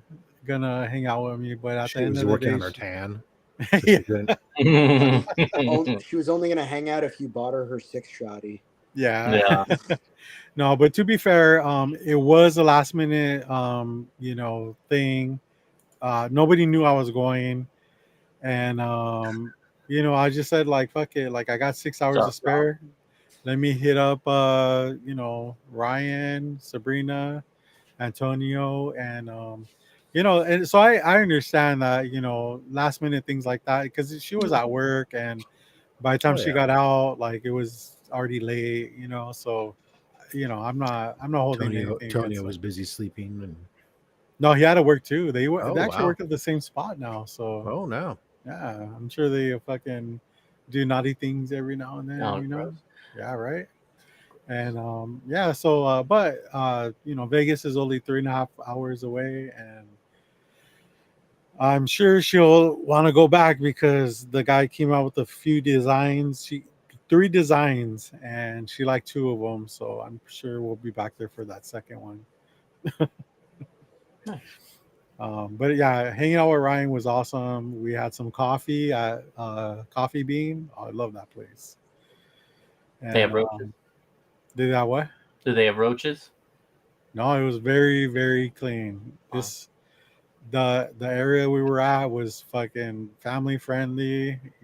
Just had a lot of like food vendors, not street vendors. Like, I know you think of street vendors when I say stuff like that, but there were brick and mortar places. Fucking yeah, it was good. Then you know once I left, I think I had to wait like maybe 30 minutes, and then my wife called, said she was done. So picked her up, and yeah, it was great. It was a good. I mean, I didn't benefit from anything because it's just like I'm doing all the driving and trying to hang out with people and stuff, and she's over here getting stuff that she wants. Bugging me while I'm in the theaters. Yeah. I mean, you should be grateful when I call you, honestly. It's that attitude right there, which is why Sabrina did not want to hang out with you after all. Dude, she's just as bad. What are you fucking talking about, man? Oh man, yeah. So it was a great week, man. And then so I'm off. Well, obviously off this weekend and start the grind back on Monday. Hell yeah. A good old grind. Yeah. I've already Hey, got the guys. Sunday scaries and it's Friday. Any of you guys watch the Up to Speed on Peacemaker? No. I'm didn't watch like the 2 latest episodes behind right now. I watched that with my wife, so I got to wait to watch the latest episode with her. I've been staying on top of Alien Earth though. Is that good? Both have been fantastic. I really am enjoying Peacemaker. Is it better than the Moon Knight series? Yeah, Better than the Superman movie? much better than the Superman. Oh, look at that. I agree. The only thing I don't like about this season of Peacemaker is they changed the intro song. Yeah. That is the only show. Last year, I season never one, fast forward I through never it. skipped a single Yeah, intro. this one, it's like, nope, skip. I don't care. bye. Move on. They'll Okay. fuck that up. Let me ask you guys a question. You guys might know more than I do. So there's a female character, Hardcore. Uh-huh. Is it a different person or did she get work done? It's the same person. Hardcore, yeah, it's the same Yeah, person. it's But she got it's work James done. Gunn, James Gunn's wife. What? She got work done? Yeah. No, that's James Gunn's wife, though. She looks different though, like from last season. You guys don't see it? So, character-wise, yes, she looks different, but I think that's based on the fact that her entire life has fallen apart, so they kind of have her looking a little bit more rough around the edges. Like she had Okay. bad plastic surgery. Yeah, I don't think yeah. she had work. I don't think she had work done. Oh. I think we've come to the point with plastic surgery with people with money are getting good plastic surgery rather than abundant plastic surgery. A lot of people that overdid plastic surgery over the last 15 years, as far as celebrities, are getting a lot of it undone. Like the obnoxious amount of lip filler, they're toning that back. I watch a lot of 90 Day Fiance. You know about it, Robert. Dude, I was just gonna say that the amount of people. If only Darcy and Stacy would. Bro, did you see the before pictures of them? Yeah. Oh my god, like they look. What about Jasmine? The before Jasmine, and then the 6 years since she's been with Gino. I know, right? And sunk $50,000 of his money into. Did you see botched BBLs? I know you guys are so right. I know you guys are so interested in this, but what about Yara, bro? Like, do you see Yara? So she actually benefited from all that plastic surgery. She's beautiful now, but before she kind of looked like mid, like very mid, just average looking girl. I mean, but now I just want to take a nap on Chantel. No, dude, she used to be my favorite. Now it's like, nah, I'm done with her because she got I so just much. said I want to take a nap on. Oh, okay. She looks like a nice sofa to lay on, right? Like, like those medieval sofas. I think it's a love seat, is what you're looking for. Rob, Okay, yeah. In here it says Gino got with a new girl that looked exactly like he did. He did. No, she doesn't have the bad plastic surgery that Jasmine has. Jasmine doesn't really. I don't feel like she has bad plastic surgery. I think they're all pretty good. Her tits are terrible. Her ass implants were put in upside down, which is why they never put them in shot. Her filler is awful. Wow, look at fucking Dr. Plastic Surgery here. I mean, I've seen the entire evolution of this person. Okay, so Chantal, dude, I feel like when she first came out, she was straightening her hair. It looked like she put a lot of work, and then she got her fucking tits done, and I'm like, they're already huge, I don't know if she got them done. They They're moved fucking like. enormous, dude. Like there's They- guys that'll sit there and be like, Did you see how her There- mom's built though? yeah. That might just be genetic. But I She kind of might feel like her just mom got be- them too, though. Oh no, my steak's too juicy. Oh. But Chantal, she used to. I used to think she was fucking beautiful, man. Then now, like just seeing her now, it's just like because she's getting. I don't know if you follow her on social media, but she. Okay, there we go. Just so that the viewers know. What Okay, we're talking about, all right? so the right area, the second one to the top right. Click on that one. Up. Yep, Up one. that is old Jasmine. This Nope, this down. is old jazz. Not with the dude. That's a woman I fell in love with, man. Oh, you old know? Chantel, yeah. Yeah, Chantal. Yeah. Yeah. Now, let's see. Scroll down. Just in the search bar, add "Hunt for Love" Oh yeah, there you go.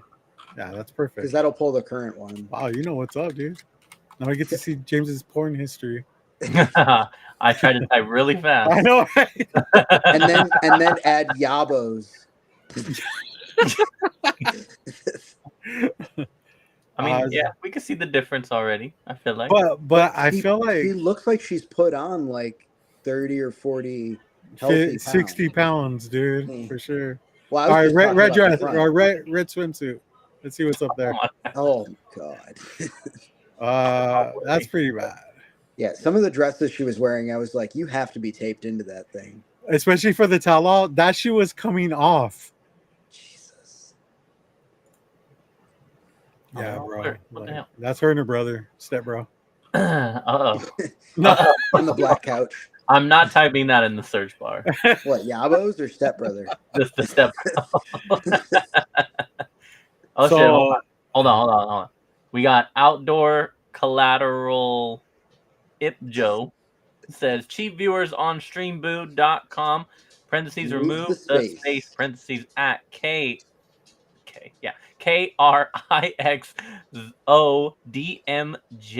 Thank you for stopping by. Been a while. Good to see you again, guys, man. Been a while. Keep them coming. Thanks for the ad revenue. Hopefully they're enjoying the Chantel 90 Day Fiance. I don't know about any of that reality bullshit, but I'll tell you, I was excited to see the news. I think it was today, might have been yesterday. It all blurs together sometimes. That we're gonna get a spin-off from Wednesday for Fester. So we're gonna get a Fester Adams show on Netflix with the same producer, Bruno Mars, Tim Burton. Vigil. Tim Burton, yeah. Tim Burton still Is going to be attached Helena to it. Bonham Carter going to play Uncle Fester? No. They're using the actor from Wednesday. I never watched the series. Oh, the series Wednesday that's ongoing. Oh, it's great. If you're well, let me preface that. Hold on. If you're into dark stuff, it's not like the TV show from the 60s. It's a little more darker, a little bit more mature. But if you're there's only one Wednesday. Well, people around was phenomenal. Christina Ricci. Right? Christina Ricci. Right, I understand. There Christina will Ricci's never season, be another. Christina Ricci's actually in season 1. I don't care. She plays a whole other. She actually plays a whole different character, which is kind of cool. They brought back, and in this season, they had Christopher Lloyd, who of course was Fester during those things. So he was in this one. This is I don't know, man. We're not going to slander Jenna Ortega right now. So no, Jenna Ortega, she's killing it in the show.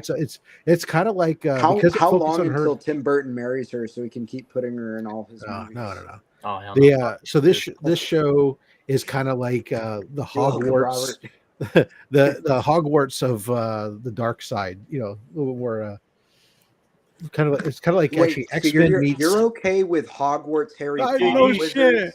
but not Gandalf the Grey. So, JD? Wizards? Hold on. I know the reference. I've not actually watched any of the Harry Potter movies or read the books, so. But I know the reference, and I know I'm talking about because it takes place at a school for these outcasts that is where we're taking place this whole show. Wednesday's been sent away to school, and then she's interacting with all these other people. And of course, there's animosity with the normal civilian population off campus. Well, we all hate normies. Right. Also, Rob, I think that there needs to be a Sabrina Wednesday crossover. That'd be great. Oh yeah, so There is. There's It's not. on that other website. The one James had bookmarked. Yeah, it was, I agree with Rob. Rob, not near me, was saying the same thing. Yeah, it's a little bit more like the '90s Addams Family stuff. Yeah, exactly. Yeah, I was right. Christina Ricci does reappear in season 2. That's right. I forgot about that. But but yeah, I'm her excited best to work see. is in Black Snake Moan. Oh yeah, dude. You know what's up? Also, kind of a monster too. You know, if you saw Monster, Yeah, she's pretty good on that. Buffalo 66. No? Casper. Uh, Okay, I'm glad I know one person that watched Buffalo 66 because I haven't finished it, but I heard a song referencing that movie, and I was like, "Where can I find this movie?" Well, it's on Tubi, and I watched a lot of it. It's an older movie, right? Yeah, I'll tell you, it's old enough that I remember watching it. I was working at Circuit City when it came to DivX because I bought it on DivX. a relic of ancient times. Yeah, which was their 48-hour DVD Yeah. machines and stuff. Yeah, so there you go. That's James, you might like it because it references football a lot, which pertains to the 66 Buffalo Bills. Okay. No, not at all. My bad. It references a Buffalo nickel.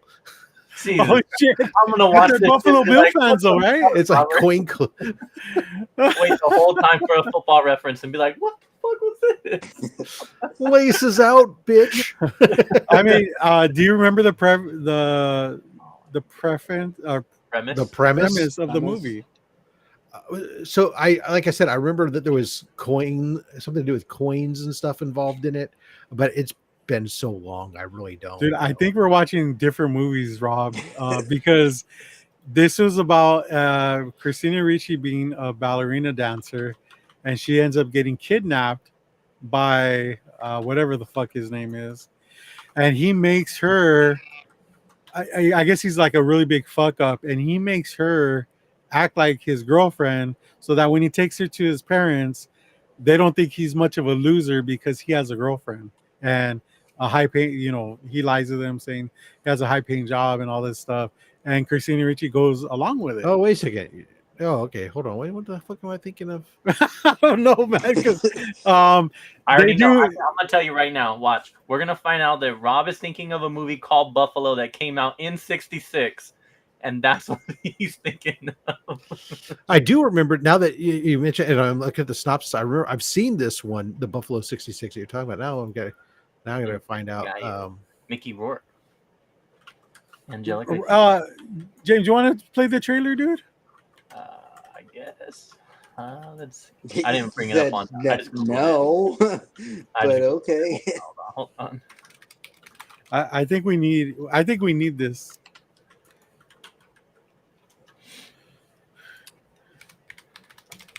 American Buffalo. That's the movie I was thinking of.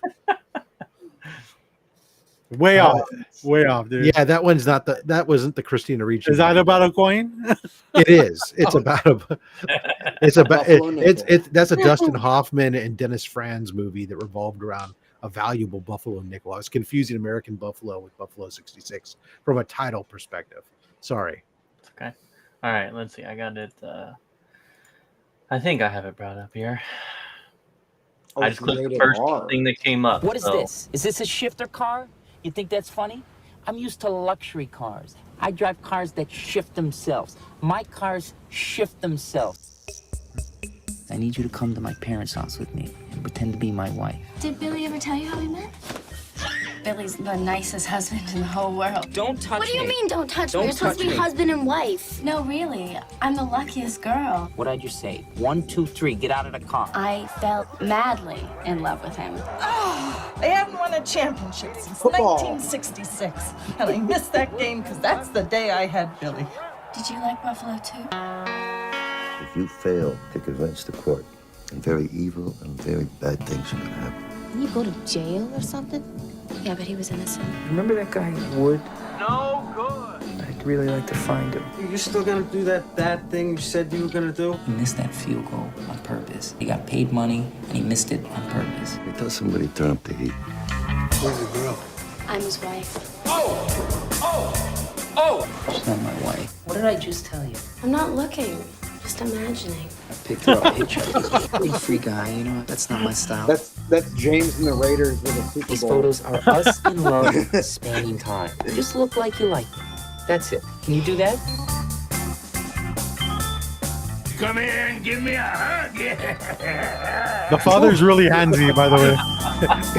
Various face in the cleavage. To believe, right?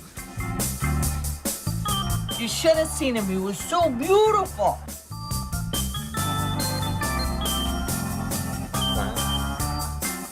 All right, good. Let's see how they are. Come on.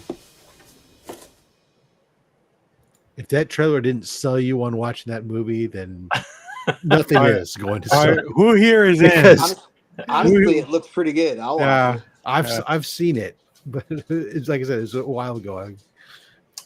I didn't see anything about a coin in there though. Or No, does not. it was a different movie. Thank you.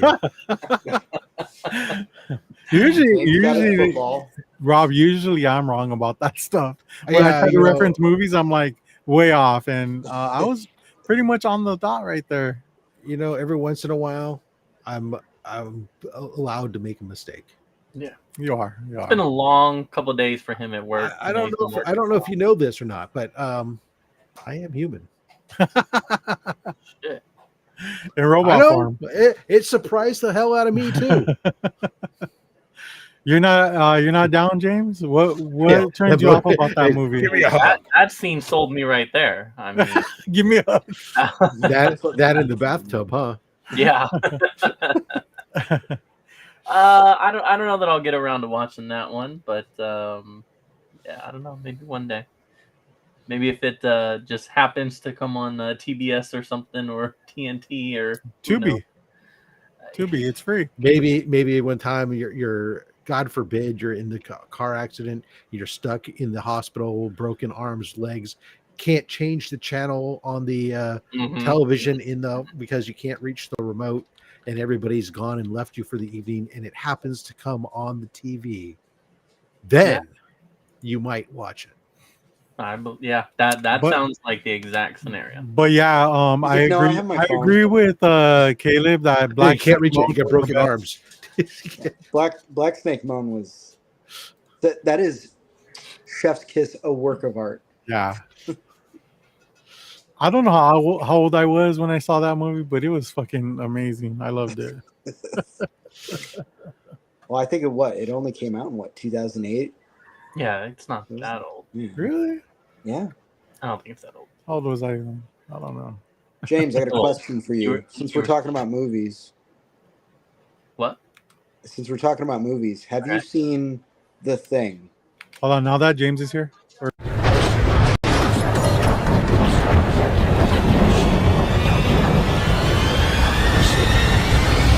Only because JD's gonna be like, oh, where's the fucking thing? Why do you keep doing that? I got it. All right.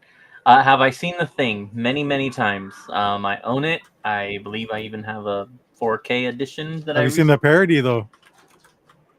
Have you seen the prequel that came out in Thingaling. 2011? It's called The Thingaling. I've only watched like the opening scene. And Is that's it the about it. adult parody? So you should watch. I've Thingaling. got a much larger appreciation for the first one after watching the second one and then watching the director's cut of the first one. Okay. Give it a shot. It's God damn, he's already watched it 8 times. Like, But I you love want to watch it again? Anyway, so when you say that I love The Thing. Oh, okay. I love John Carpenter. Okay. Well, you said you gained an appreciation, and I was like, oh. Because the prequel, there's a lot of questions that are kind of unanswered because you go into The Thing, the original one, and there's stuff you do or don't know, and it kind of fills in some of the what you don't know, kind of like how Prometheus and Covenant weren't necessary for the Alien franchise, but it's nice story filler as far as a prequel. Okay.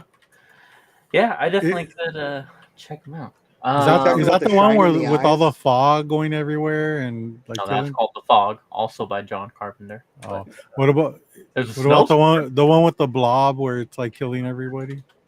Is that the one? That's the thing. That's the thing. It takes many forms. Okay. All right. Cool. Thing Is it a horror movie?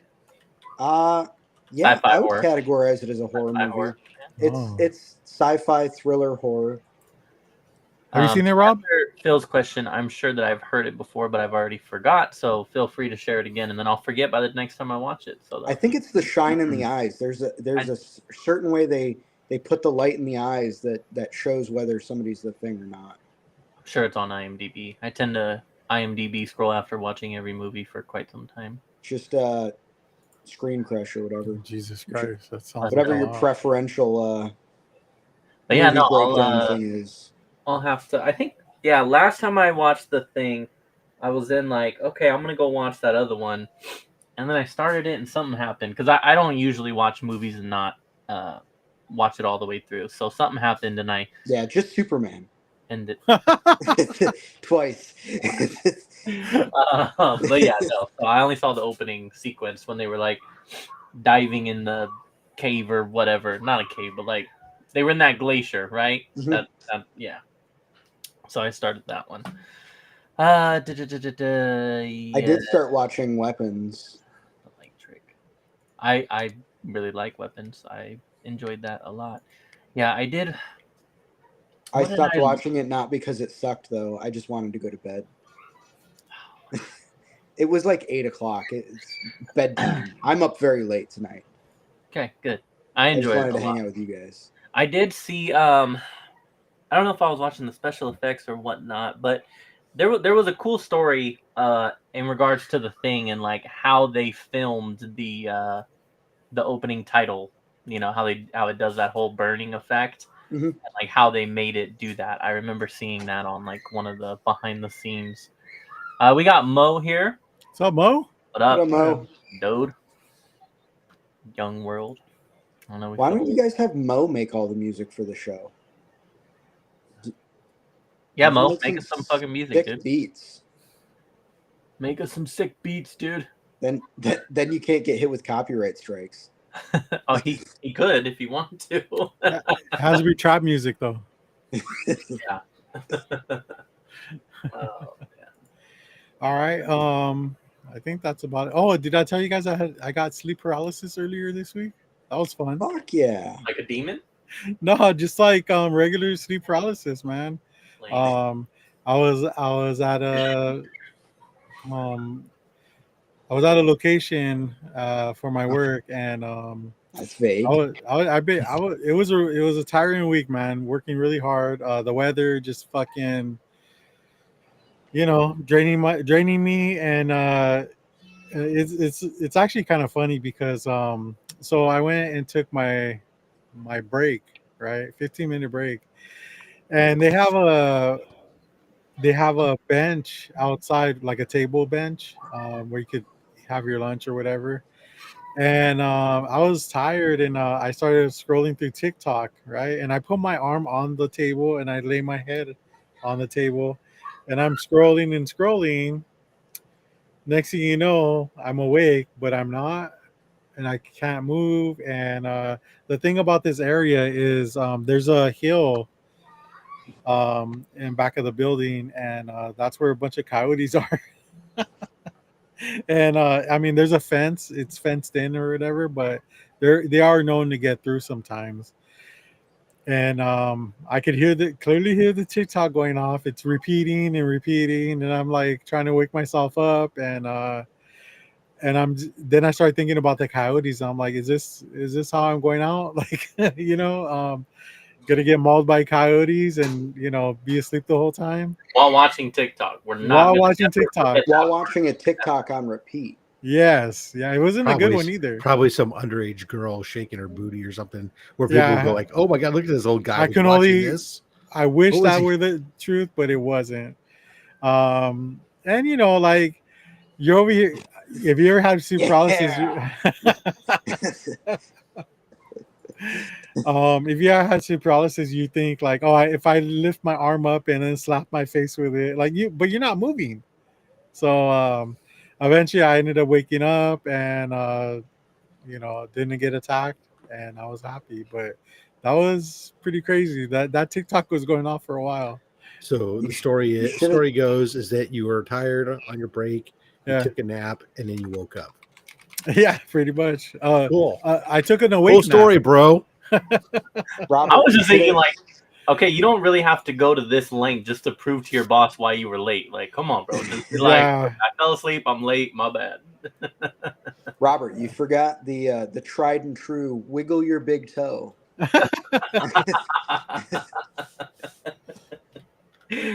Oh man, that always works.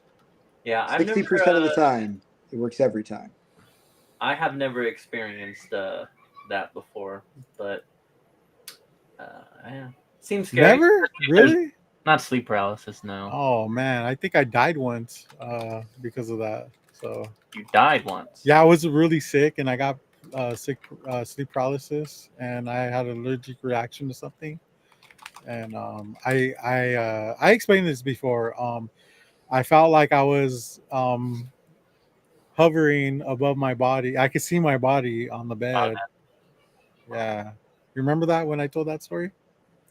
No, sorry, I got distracted by my own demon jizz. From my demon jizzing on me. There's skinwalkers on that hill by your work. The chupacabra. Yeah.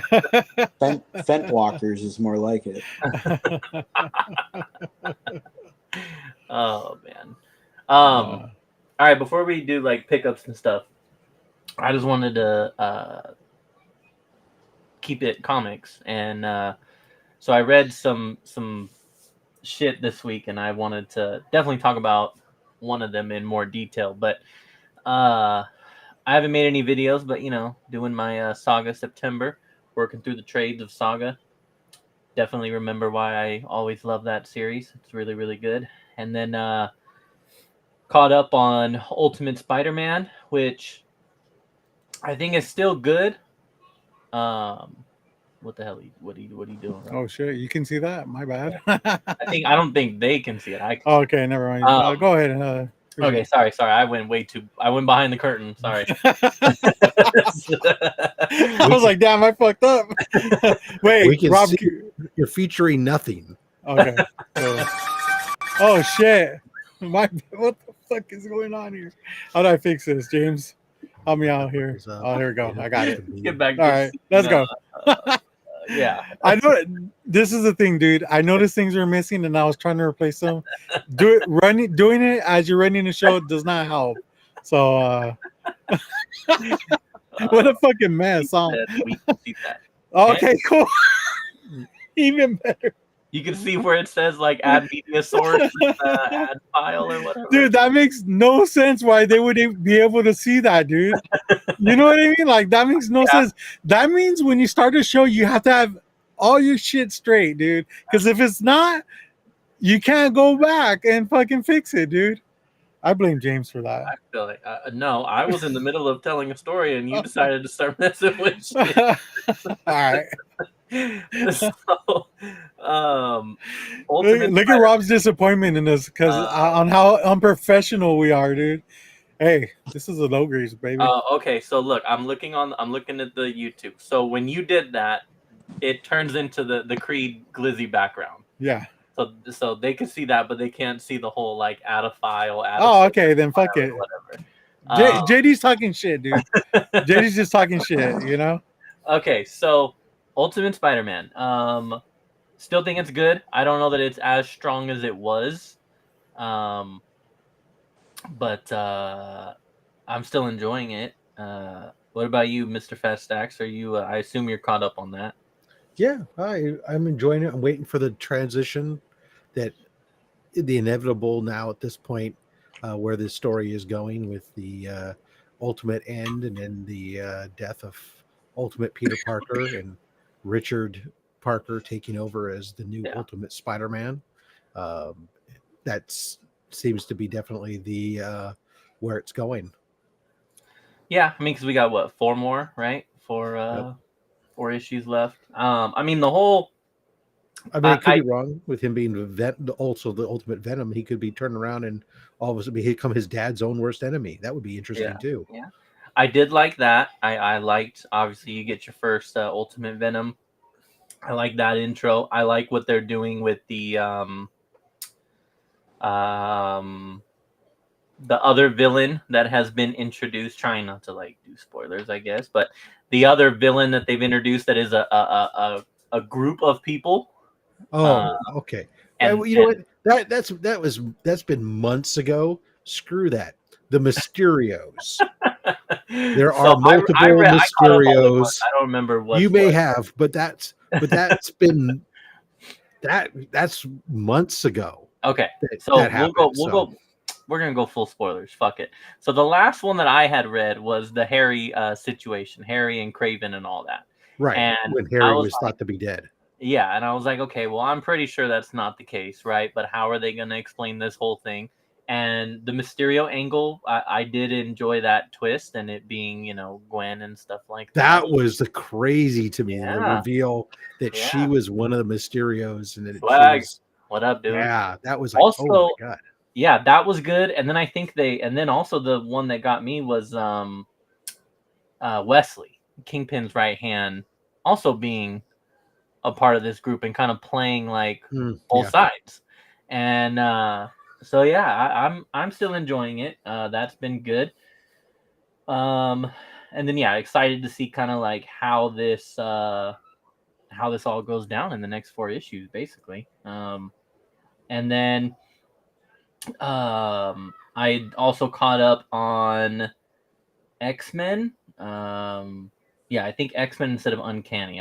X-Men, the Jed McKay, Ryan Stegman, Cyclops team. I am enjoying that one as well. I do like Ryan Stegman's art on it for the most part.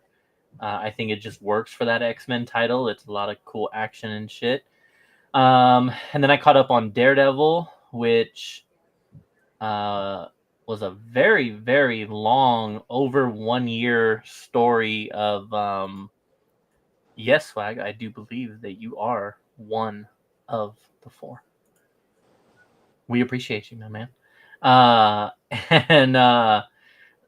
So Daredevil did like a whole long ass thing of the 7 deadly sins, and the sins were like taking over characters that you know in the Marvel universe, like She-Hulk and Wolverine and Punisher and stuff like that. And so that was like a very long ass story arc, and now they have finally moved on, doing some other stuff. I still enjoy it. It's definitely not as strong as many of the other Daredevil runs. I don't think that this one will be held in the same regard or go down in history as like one that you definitely have to read.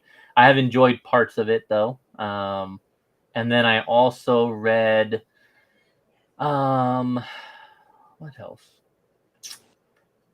I don't know if I read any other side stuff, but we'll get to the main squeeze here. Absolute Batman, and the one that I really want to talk about. And I will keep this spoiler free because issue 12 like just came out this week. But I have long said that Bane is my number 2 behind Joker, and goddamn, I love that this series is really highlighting him right now, and just he is just so damn good. From a few issues ago, you get the introduction to him, you get him and Absolute Batman going at it. It has stuck with me. I love the whole Batman calling him out for being juiced up. And he's like, bro, I haven't even used this stuff yet. And then he pumps the venom and then just turns into this 20-foot tall beast and just fucks him up. And they've continued the story on. And now with issue 12, it is a must read, because Bane is just messing up Batman's life in a hell of a way, and it is the whole series has been very brutal and violent. This was an extremely violent, brutal issue that I had to reread the panels kind of over and over and be like, just imagining what that's like of what he's doing to people, and it is incredible. I am loving this series very, very much. So if you are not reading Absolute Batman and just want something familiar yet different, I would definitely recommend that one for sure. And yeah, are you caught up on that one, Mr. Fatstacks? I had read up until this week's issue 11, and yeah. I've been kind of skimming through it. I've been kind of like, It started off strong to me, but then kind of slowed. I kind of like lost some interest, but I've still been picking it up. So every once in a while I flip through it, and like I saw this, I was like, oh, okay, he really messed up Batman. Yeah, yeah. And so now it's like, okay, well, I got to read this. I still got to read, like I said, the newest issue. But yeah, no, I'm enjoying it. It's it went from he messes up Batman to now he's messing up Batman's whole life basically, and it's I'm digging it. And then life, he didn't have much of a life at that. Well, really. I just mean like the people that he does know and the people that he does care about, and it's taken a turn. Do you mean all the chicks from Craigslist Casual Encounters? Yeah, because up until this point, Absolute Batman had really just been like him by himself, and then the Alfred character, but different than the Alfred that we know. Well, he has his friends. He has his group of friends. His bat pals. The criminals that he would play poker with, and that's get intel from. That's the great twist of this one is that as of right now, all the Batman not all, but a handful of the Batman rogues that we know are actually his childhood friends that he's grown up with, and now him being Batman has definitely put a strain on that relationship, and now they're more involved in issue 12. But also we are gonna get Catwoman coming up did not come without a little bit of controversy, because we love comic controversy, and so in this series she is kind of like Zoe Kravitz in the Batman. She's made to be like a light-skinned black woman or something of that nature, and they are about now. They've shown her, Selena Kyle, in like flashbacks of her and Bruce when they were younger, and so on and so on. But now we're about to get her as Catwoman, like adult Catwoman. And so they have she'll be the newest cover focus for the upcoming issues. And so they did a bunch of variants with her on there, and it kind of made its rounds on, I still call it Twitter, because very clearly she was depicted as a white Catwoman on these variant covers, which is not the Catwoman that is in that book. So it caused a little bit of some funk, because it was like, if you do that on the regular Batman title or whatever, that's fine, but that's literally not how she is in this book. So why is she clearly this white woman? And here I thought you were going to bring up Red Hood. We can go there, but this is last week's news. But so you got to remember, I was on my sabbatical. So that you say sabbatical again, I'm gonna fucking end you.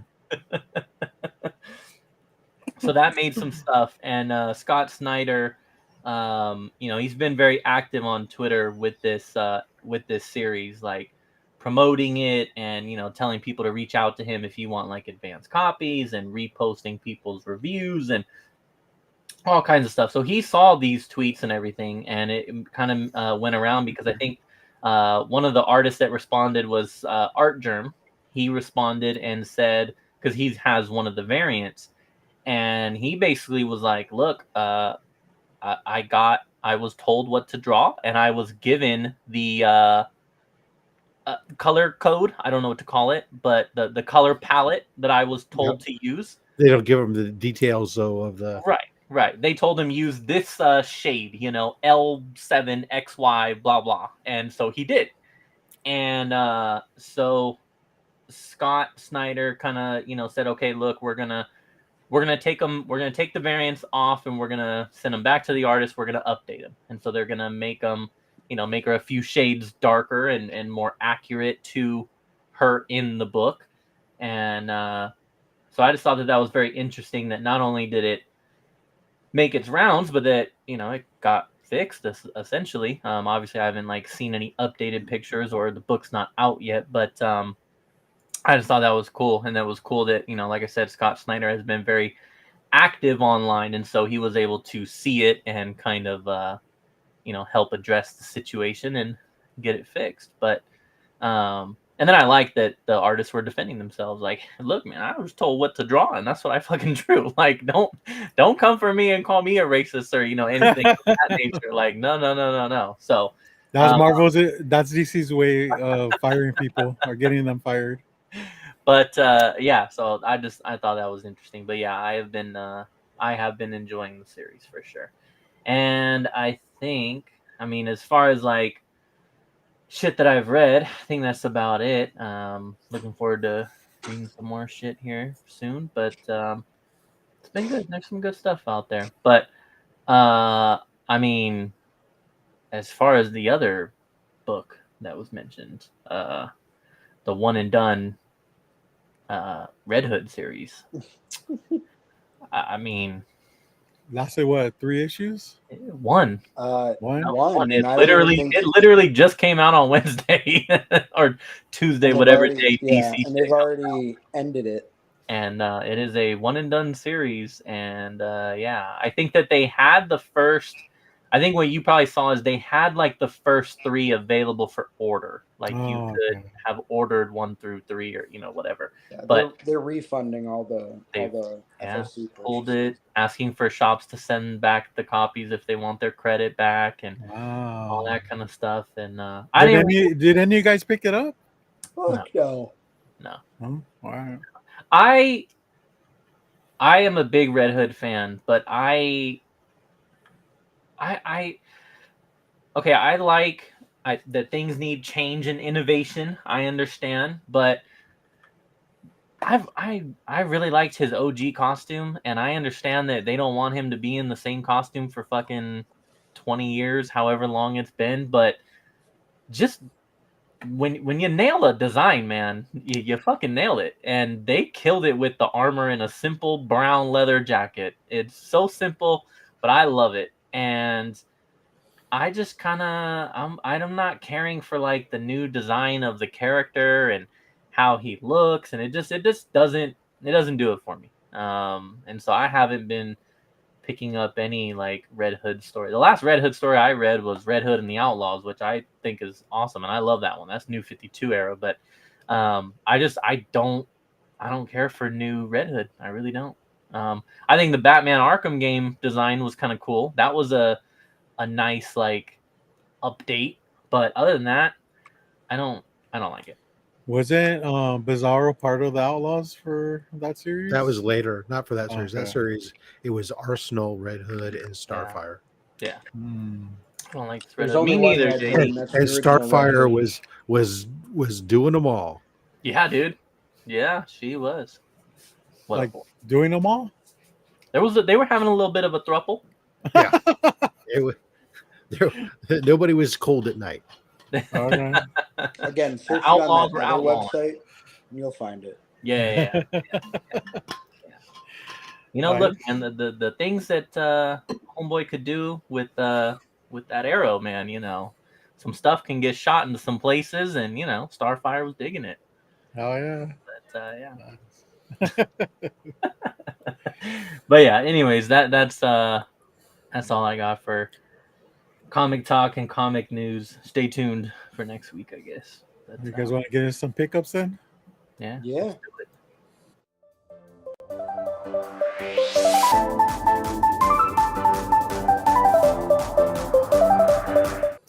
Whoa, okay. I don't know what the fuck went on there, but we're back.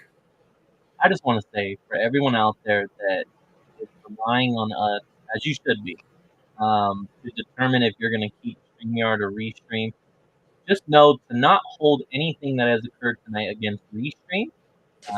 This is all user error. Restream is a great product. We would love for Restream to sponsor us.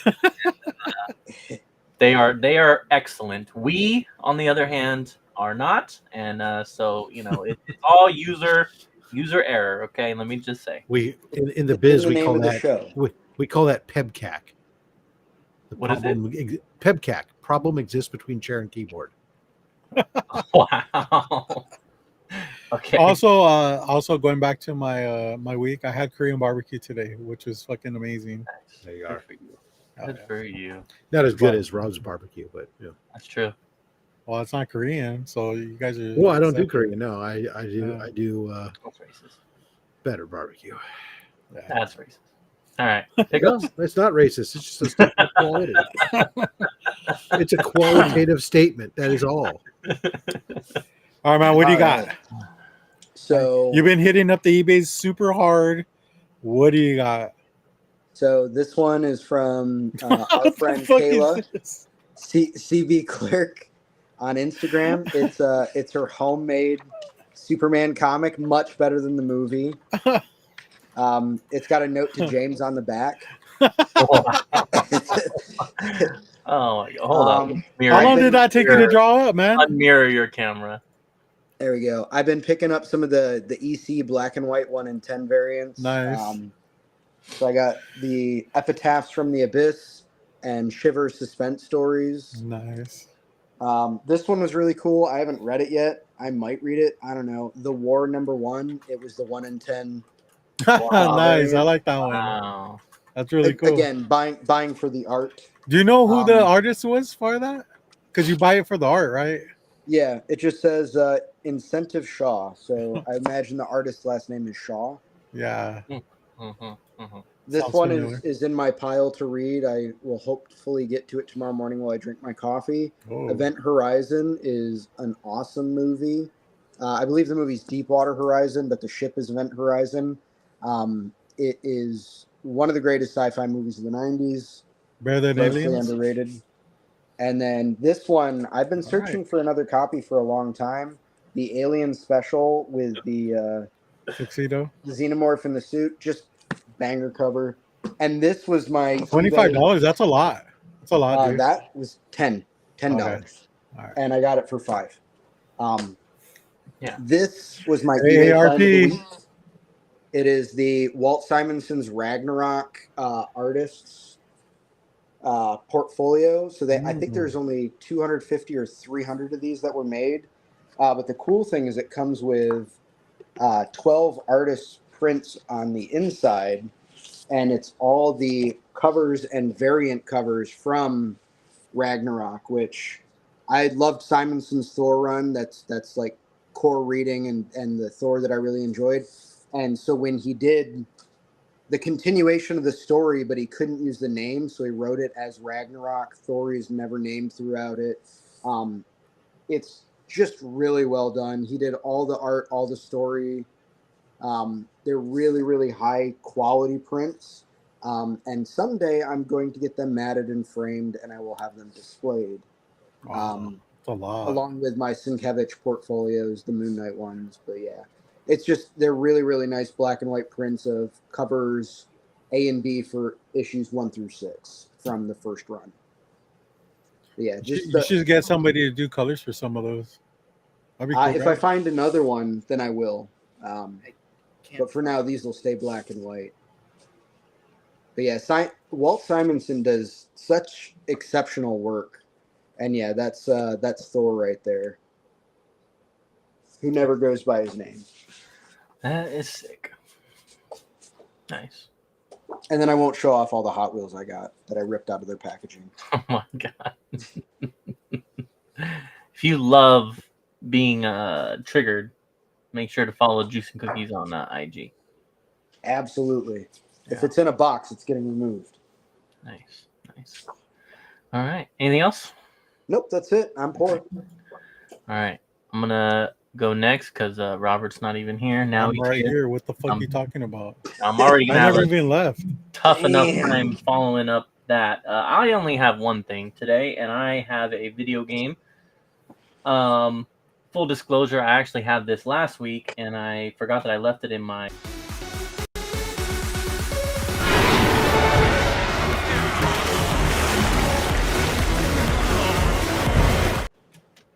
Nice. I got you, bro. I had this last week and I left it in my car, is what I was saying. So this has been on the wish list for a long time now. I only played the demo. I never played the full game. And then I saw this remaster come out and I kind of just let it sit until it went very cheap. Okay, hold on. What can we guess what it is? Yeah. What system is it for? PlayStation 5. Never mind. Go ahead and show it. Is it Ape Escape remastered? No, it is not. No. 'Cause that game was a banger. So the game's pretty cheap now, and then I had a coupon, and then I had employee discount, and so I got it for like, I don't know, $7. So I was like, all right, now's the time to probably get this. So I got the Dead Oh, Space nice. Hell yeah. Nice. for PS5 finally. And so my goal will be to finally beat what am I playing? I'm playing right now Star Wars Jedi Survivor. That's what I was trying to say. And so I want to finally beat that. I'm like probably 65% of the way done. So need to beat that for Star Wars September, I'll call it. And then that way the goal will be to play and beat this for like my October game. Little, horror kind of thing. Good luck in October. Huh? So good luck in October. I have a very busy October. I'm just saying, like, that game is not easy. I heard it's pretty quick. Well, first of all, full disclosure, because that's how I am. I play games on easy mode. I'm just gonna go ahead and say that because my goal is to just beat the fucking games nowadays. So I will play it on easy mode. I heard that it is pretty quick. It should not take me too long to beat the game, and then I wouldn't mind going back and trying to play it on a more difficult mode because I have heard the same thing that it is quite challenging. Can be. It's like there's like puzzles in it where you don't even realize they're puzzles. Like, if that makes any sense. Yeah. Okay. But yeah, so I'm looking forward to that. So that is my video game pickup for the week, and that's all I got. I think, like always, I have a toy. I don't know. I got an email that I have a McFarlane pre-order that's arriving. Didn't even look at what it was. Couldn't even tell you what it is. So some toy that I ordered a while ago is going to come in. And of course, it's scheduled for delivery tomorrow because I always get new shit on Saturdays, never on Fridays when I would like it. But yeah, so then I have to hold on to it till next week, apparently. So cool. That's it for me. Man.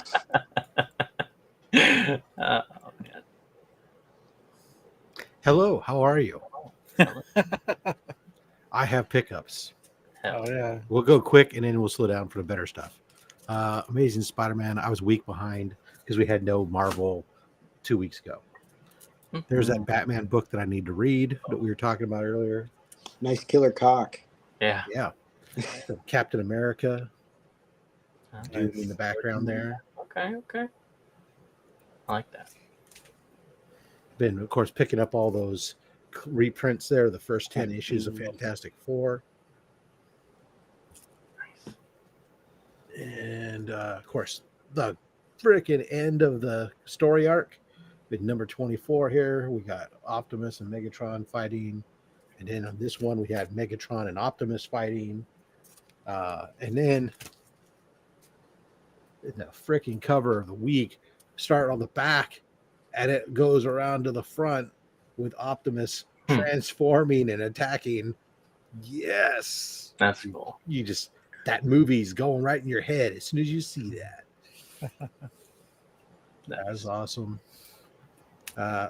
Ultimate Spider-Man Incursion. What's that been about? I have not read that at all. Miles Morales is showing up Incursion. and now back in this version of the Ultimate Universe, and he's trying to track down his sister is been kidnapped, and he's trying to trace her down. Meanwhile, he's running into different members and stuff. I know that Richard Parker really thinks he's cool. Okay. We got our X-Men Age of Apocalypse. Super foily. Oh, nice. And then the 1 in 50. Who's that? That's Wolverine. Bitches. No. The artist is that Knock? Oh, Says no, Matt. it's Mad. Oh man. Mo, we were talking about it earlier. I'm really enjoying it. Rob thinks it's okay. Then the Punisher, the foily. Oh yeah, I need to read that.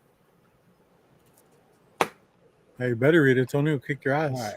I know, right? Now, I teased him. I hope that Mike showed up. If not, tough sucks to be him. The best books. Yes, it does. We know that.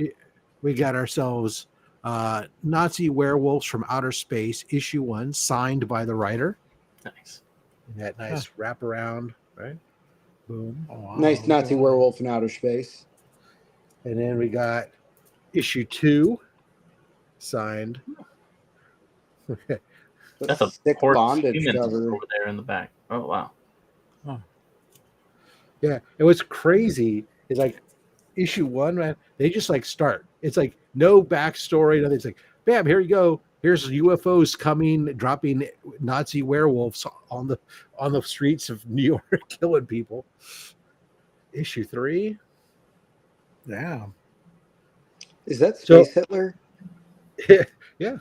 So I got these directly from I bought them on eBay from the artist and the writer. So the writer himself sent them to me. They're all from his collection. They're all signed.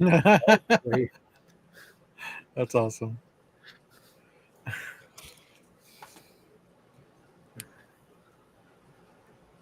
Issues 5. Now the real question is, how much did it cost for them? Well, like $24, I think. For all of them? Yeah, there's 7 of them. Yo, link me, big dog. Oh, nice. So yeah, there you go. That's all 7. That's the complete run of Nazi werewolves from outer space. From outer space. All signed.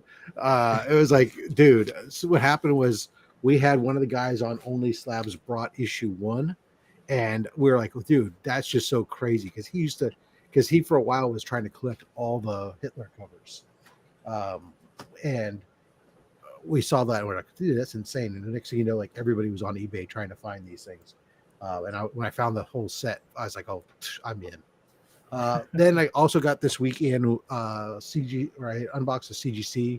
Most of the stuff is stuff from WonderCon, actually, when we all saw each other at WonderCon, when I was running around getting my books signed. So my X-Men 2099 signed by Ron Lim. Oh, nice. Actually, it's a newsstand variant. So the newsstand variant came back 9.8, signed by Ron Lim. It was crazy that my only copy I had to get signed was a newsstand variant. At least the only copy I had that was a 9.8 candidate, I should say. Transformers, this is a 1 in 100, signed by the cover artist Dustin Nguyen. Really? Yeah, Dustin Nguyen.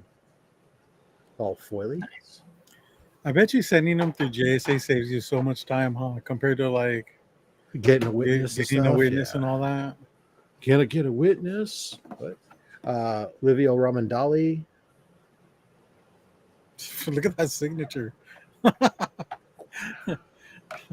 Looks like she got tired halfway through. Yeah, he did. Oh.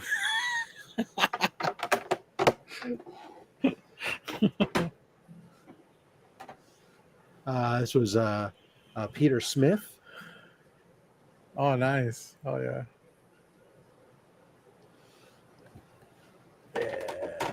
This one was also Peter Smith. Hmm. Nice. And then the last book, which was not a WonderCon book, that's probably why it didn't get a 9.8. Some J. Scott Campbell from the warehouse finds. They found his older Spider-Man 14. Those are But- the return damage books, huh? It sucks because like on them I have all the good Mary Jane covers, and this was the only one I didn't have of the Gwen covers, and it came back 9.6. Look at that fat ass, James. Anyways, there you go. That was this week's pickups. Nice. Good shit. Cool shit. All right. Well, let's see. Oh, we gotta hold on. I got it. There we go. All right, let me try and do this time.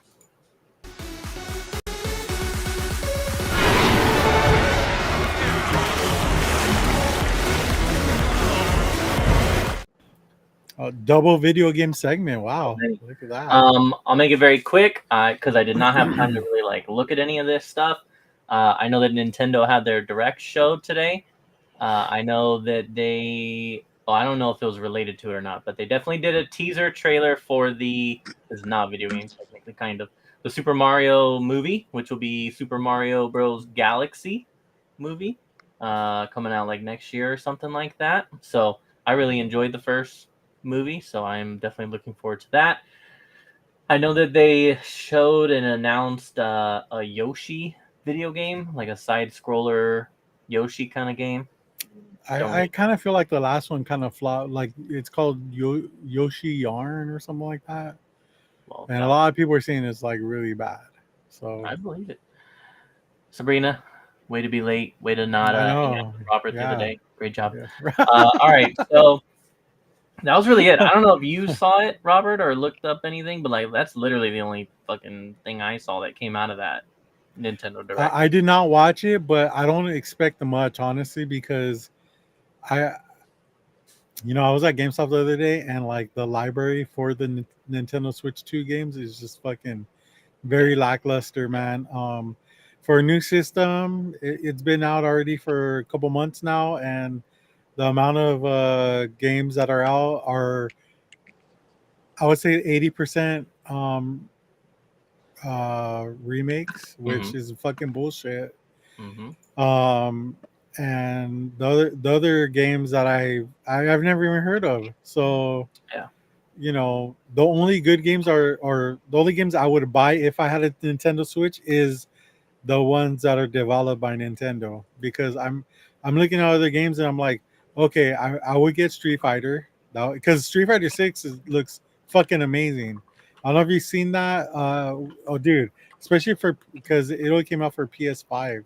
You should actually get it, dude. It's very the graphics are amazing. The colors are fucking exquisite, and yeah, it looks fucking really good. So, yeah. Okay. No, I agree with you. I mean, yeah, there's no.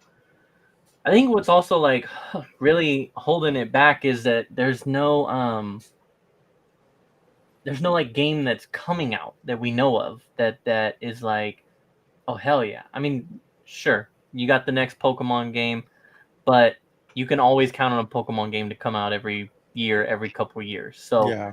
And that's also not a Nintendo Switch 2 exclusive anyway. So like that's the only big game, quote unquote, that's coming out. There's no news of like a big Mario game. There's no news of the next fucking Zelda. There's nothing for people to look forward to in the future, no. And that's a problem. I feel like we're reverting back to like the GameCube, where like you didn't really get updates. You just saw the games out on the racks, and it was like, oh, cool, like, or unless you pre-ordered some shit. GameCube had some legit titles, though. No, they did. The only problem with GameCube is they didn't have third-party assistance. Like everyone was on board at first, but then once they realized that the GameCube wasn't doing as well as the PlayStation and all that, they started backing down. So That's a big game. Just asking. Wow, JD. Wow. Luigi's Haunted Mansion went hard as Pokemon fuck. Slander. Yeah, I mean they need to do something because I think so. Oh, that's the other thing. So I saw Yoshi, which is just another side scroller, and I saw people in the comments talking about fucking Super Mario Galaxy 1 and 2 getting like rebooted, ported, whatever we want to call it, to the Switch, the online Switch thing. So if you're assuming that what I have heard is the quote unquote highlights, a Yoshi game and 2 ports is the highlight of what's coming to the console.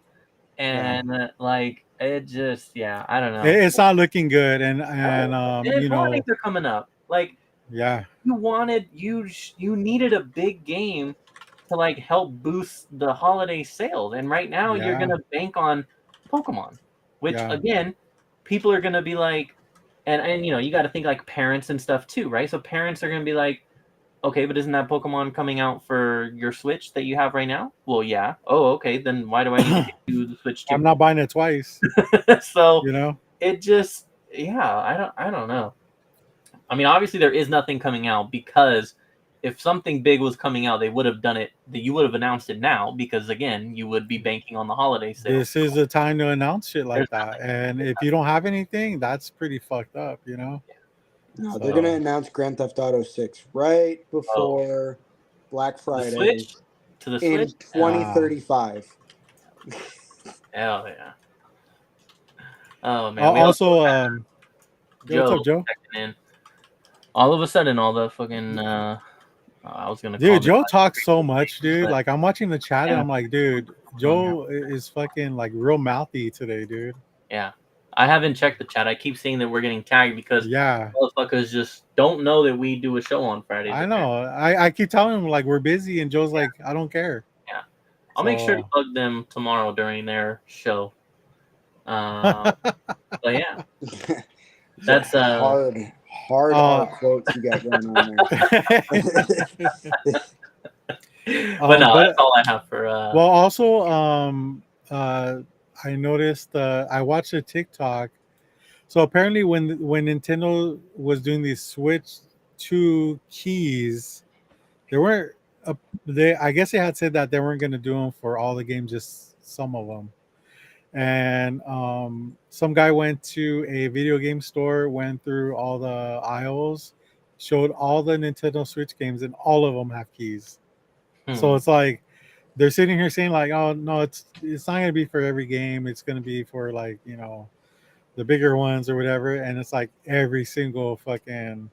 So essentially, I guess from what I hear is you're gonna buy the game with the box and everything, but when you open it, there's not gonna be a cartridge in there. It's gonna be a download code. I mean, what the fuck, dude? Like, are you kidding me? So, well, I mean, we've come to a point where physical media is, as far as society's concerned, is dead. And some people do still want to feel like they're buying a physical product, but I mean, let's be honest, like for Xbox, like why would you ever buy a game if you can spend $10 a month for Game Pass and have every game? And as long as you're still paying for Game Pass, you can have them downloaded on your hard drive. It's not like you're playing it off a cloud. Like, so you're not even buying, even when you get a disc for a game now, you're buying a license for it because you still have to download the game. The game's not on the disc. The key is on the disc. Yeah. Well, I think for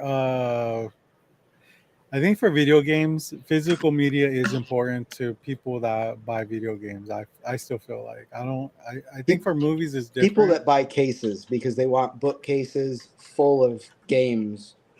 They look like they've got a broad taste in video games, but really they're like me and are still playing Skyrim after 15 years. I need room for my comics. Yeah, but I feel like they want that physical media so that they can pass it around, like share within a family and stuff like that. That's why physical media is important in video games. A big family, like James has 6 kids. You know, he only wants to buy one game for all those kids, and they have them share it within themselves. That's why physical media is important for video games because, um, like, uh, for movies, they depreciate so fast. Video games, they do depreciate, but not as fast and not as much as movies. I feel like, you know, like if you one of the launch games for the Switch was Zelda, right? Sky, something of the Tears or whatever. That still is a 70 or a $60 game now. It was 70 when it first came out. So, and it's been out for a while, like James said. So, you know, the games don't depreciate as much as movies do. Movies come out and you wait like a few months and they're in a $10 bin at fucking Walmart where you got to fucking swish around those DVDs and find a movie that you recognize. Psych, that shit's on Plex, big dog. My only counter to that would be that Switch definitely doesn't depreciate as much. Because like a lot of PS5 games and Xbox games will go on sale pretty quickly, but like Nintendo they're just like, nah, you're still paying full price. Like I think I just saw because I was on the app the other day and I saw that Pokemon Arceus, which is like 3 generations ago, is like $40-$50 still on the Switch, and I was like, holy shit! You're gonna pay it. They never. I mean, look, I can hate on all I want, but man, shout out Nintendo because they're just like, nah, we're not fucking dropping our prices ever, ever. Discount of what? From what I've seen, it's been a while since I bought a video game, but a lot of the PlayStation and Xbox titles, even GameStop, like, unless that title's been out for less than a month, you're not getting more than $40 for a game, and it's got to be towards another game, and then they're turning around and selling it for 65 or whatever it is. Yeah. So like James was talking about ported games. This one is a one I just bought recently, and I don't mind spending money on things like this because you get two games. A fucking banger.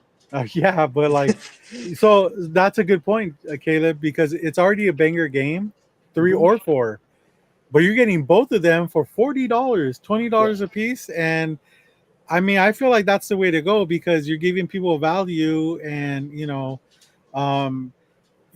instead of like when Resident Evil gets reissued again for the newer system, it's like we fucking already played that game. Like it still sucks. I miss the days where you used to take your PlayStation 1 game and you'd put it in a CD player and you could listen to the game soundtrack. Oh shit, life hack. Oh, I never did that. Yeah. Oh yeah, that's like the Gran Turismo 2 soundtrack was on the disc. Need for Speed soundtracks were on the disc.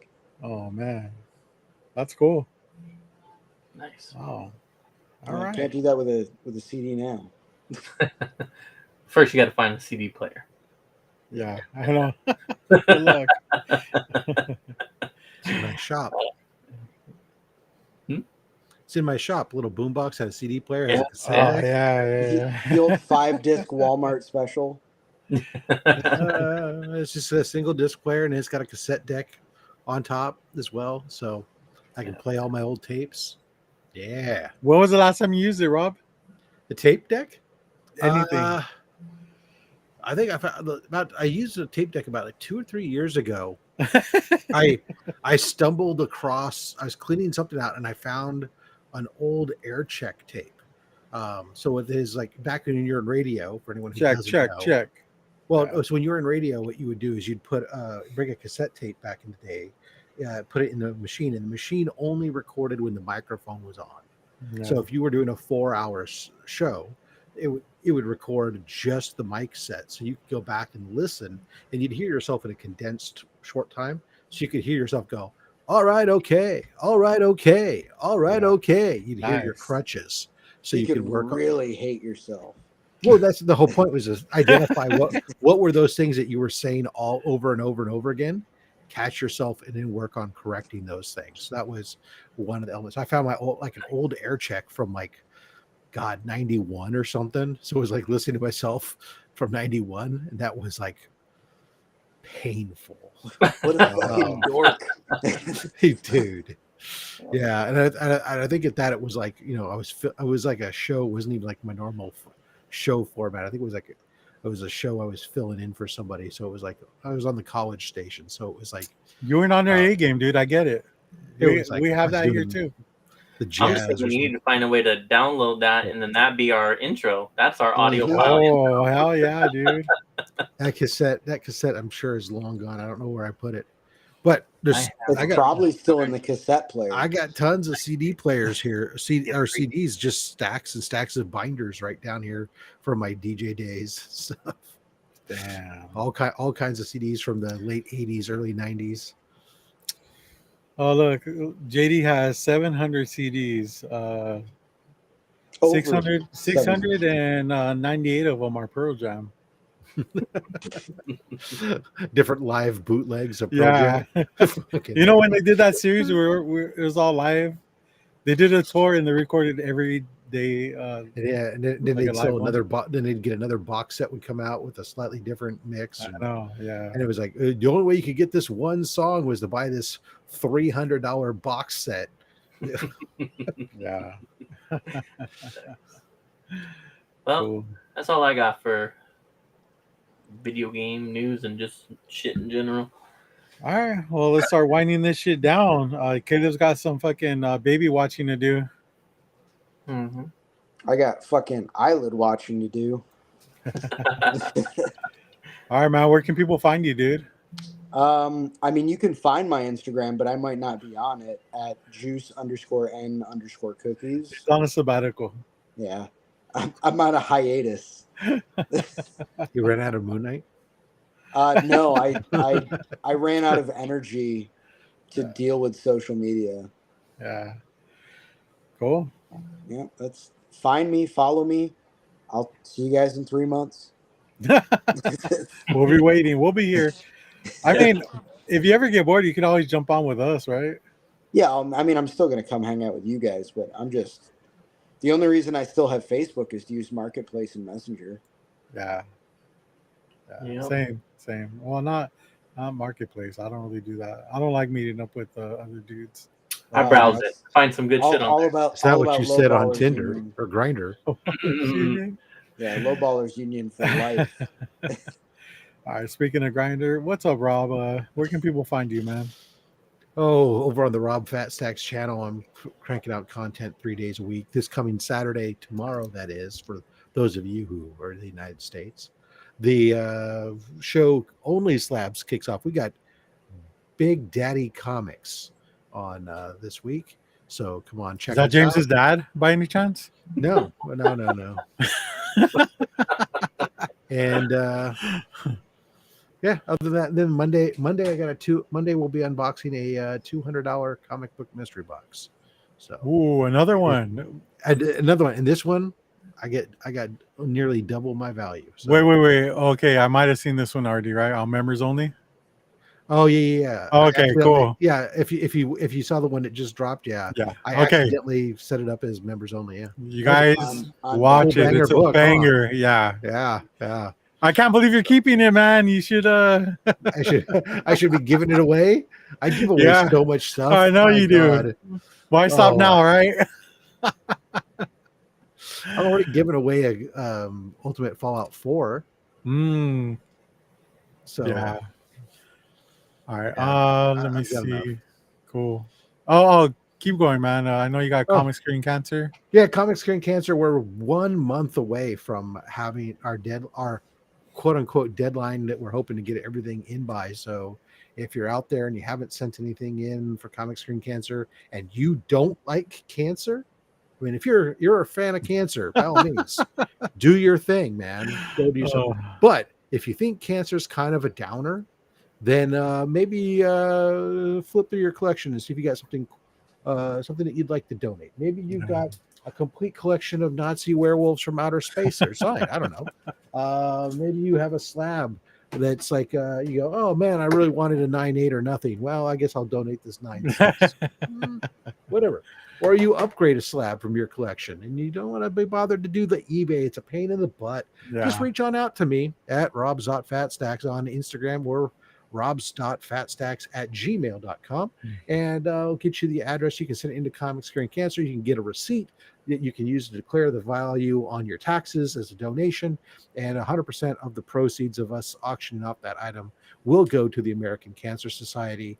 We're not a middleman. It's an all volunteer-run organization, et cetera, et cetera, et cetera. Want more details? Because you're not convinced? Reach out to me. I'll give you the whole spiel. Yeah. Thanks. Cool. So quick question. If I send you 5 copies of Turok 1, I can get a $5,000 write-off?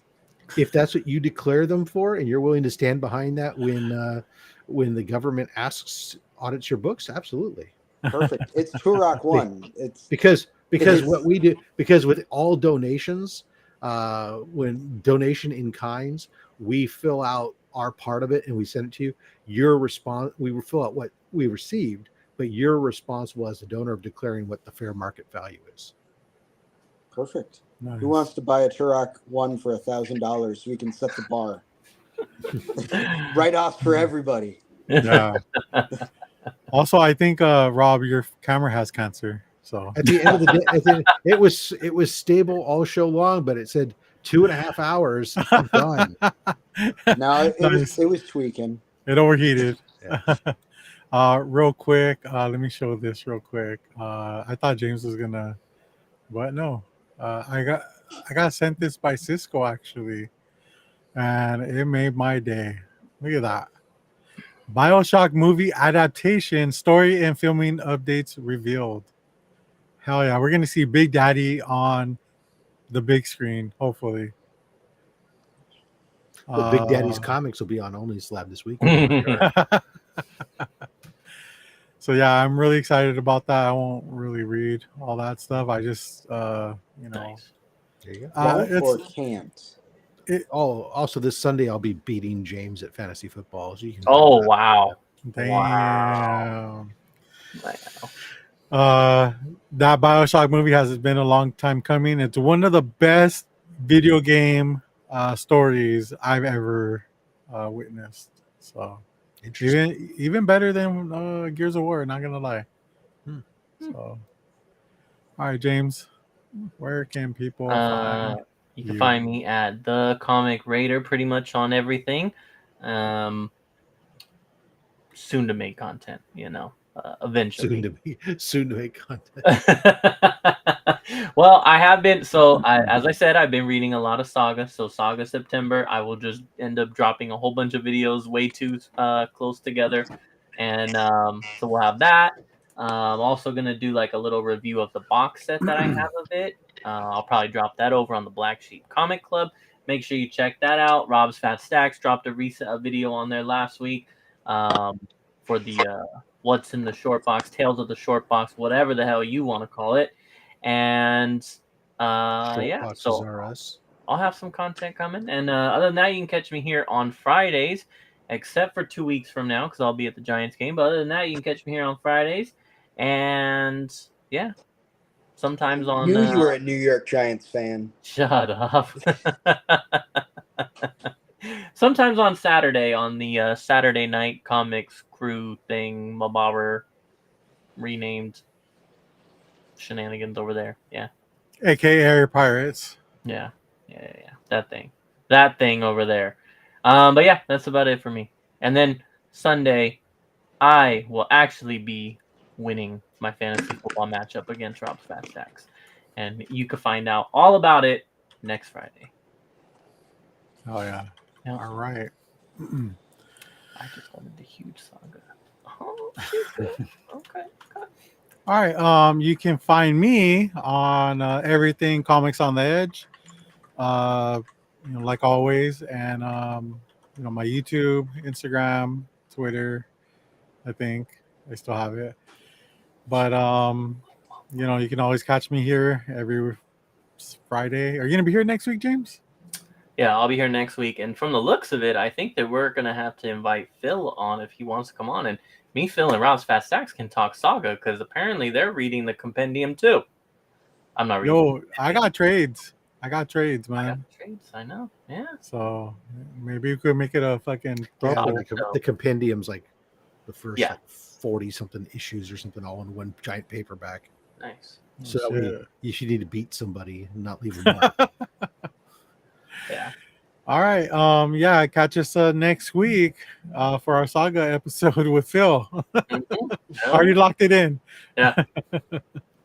Cool. But thanks everyone for hanging out with us. The chat, people catching the rewind, of course. It could take me years. You can talk about however far you've gotten already. All right. That's not a saga, then that's an odyssey. It's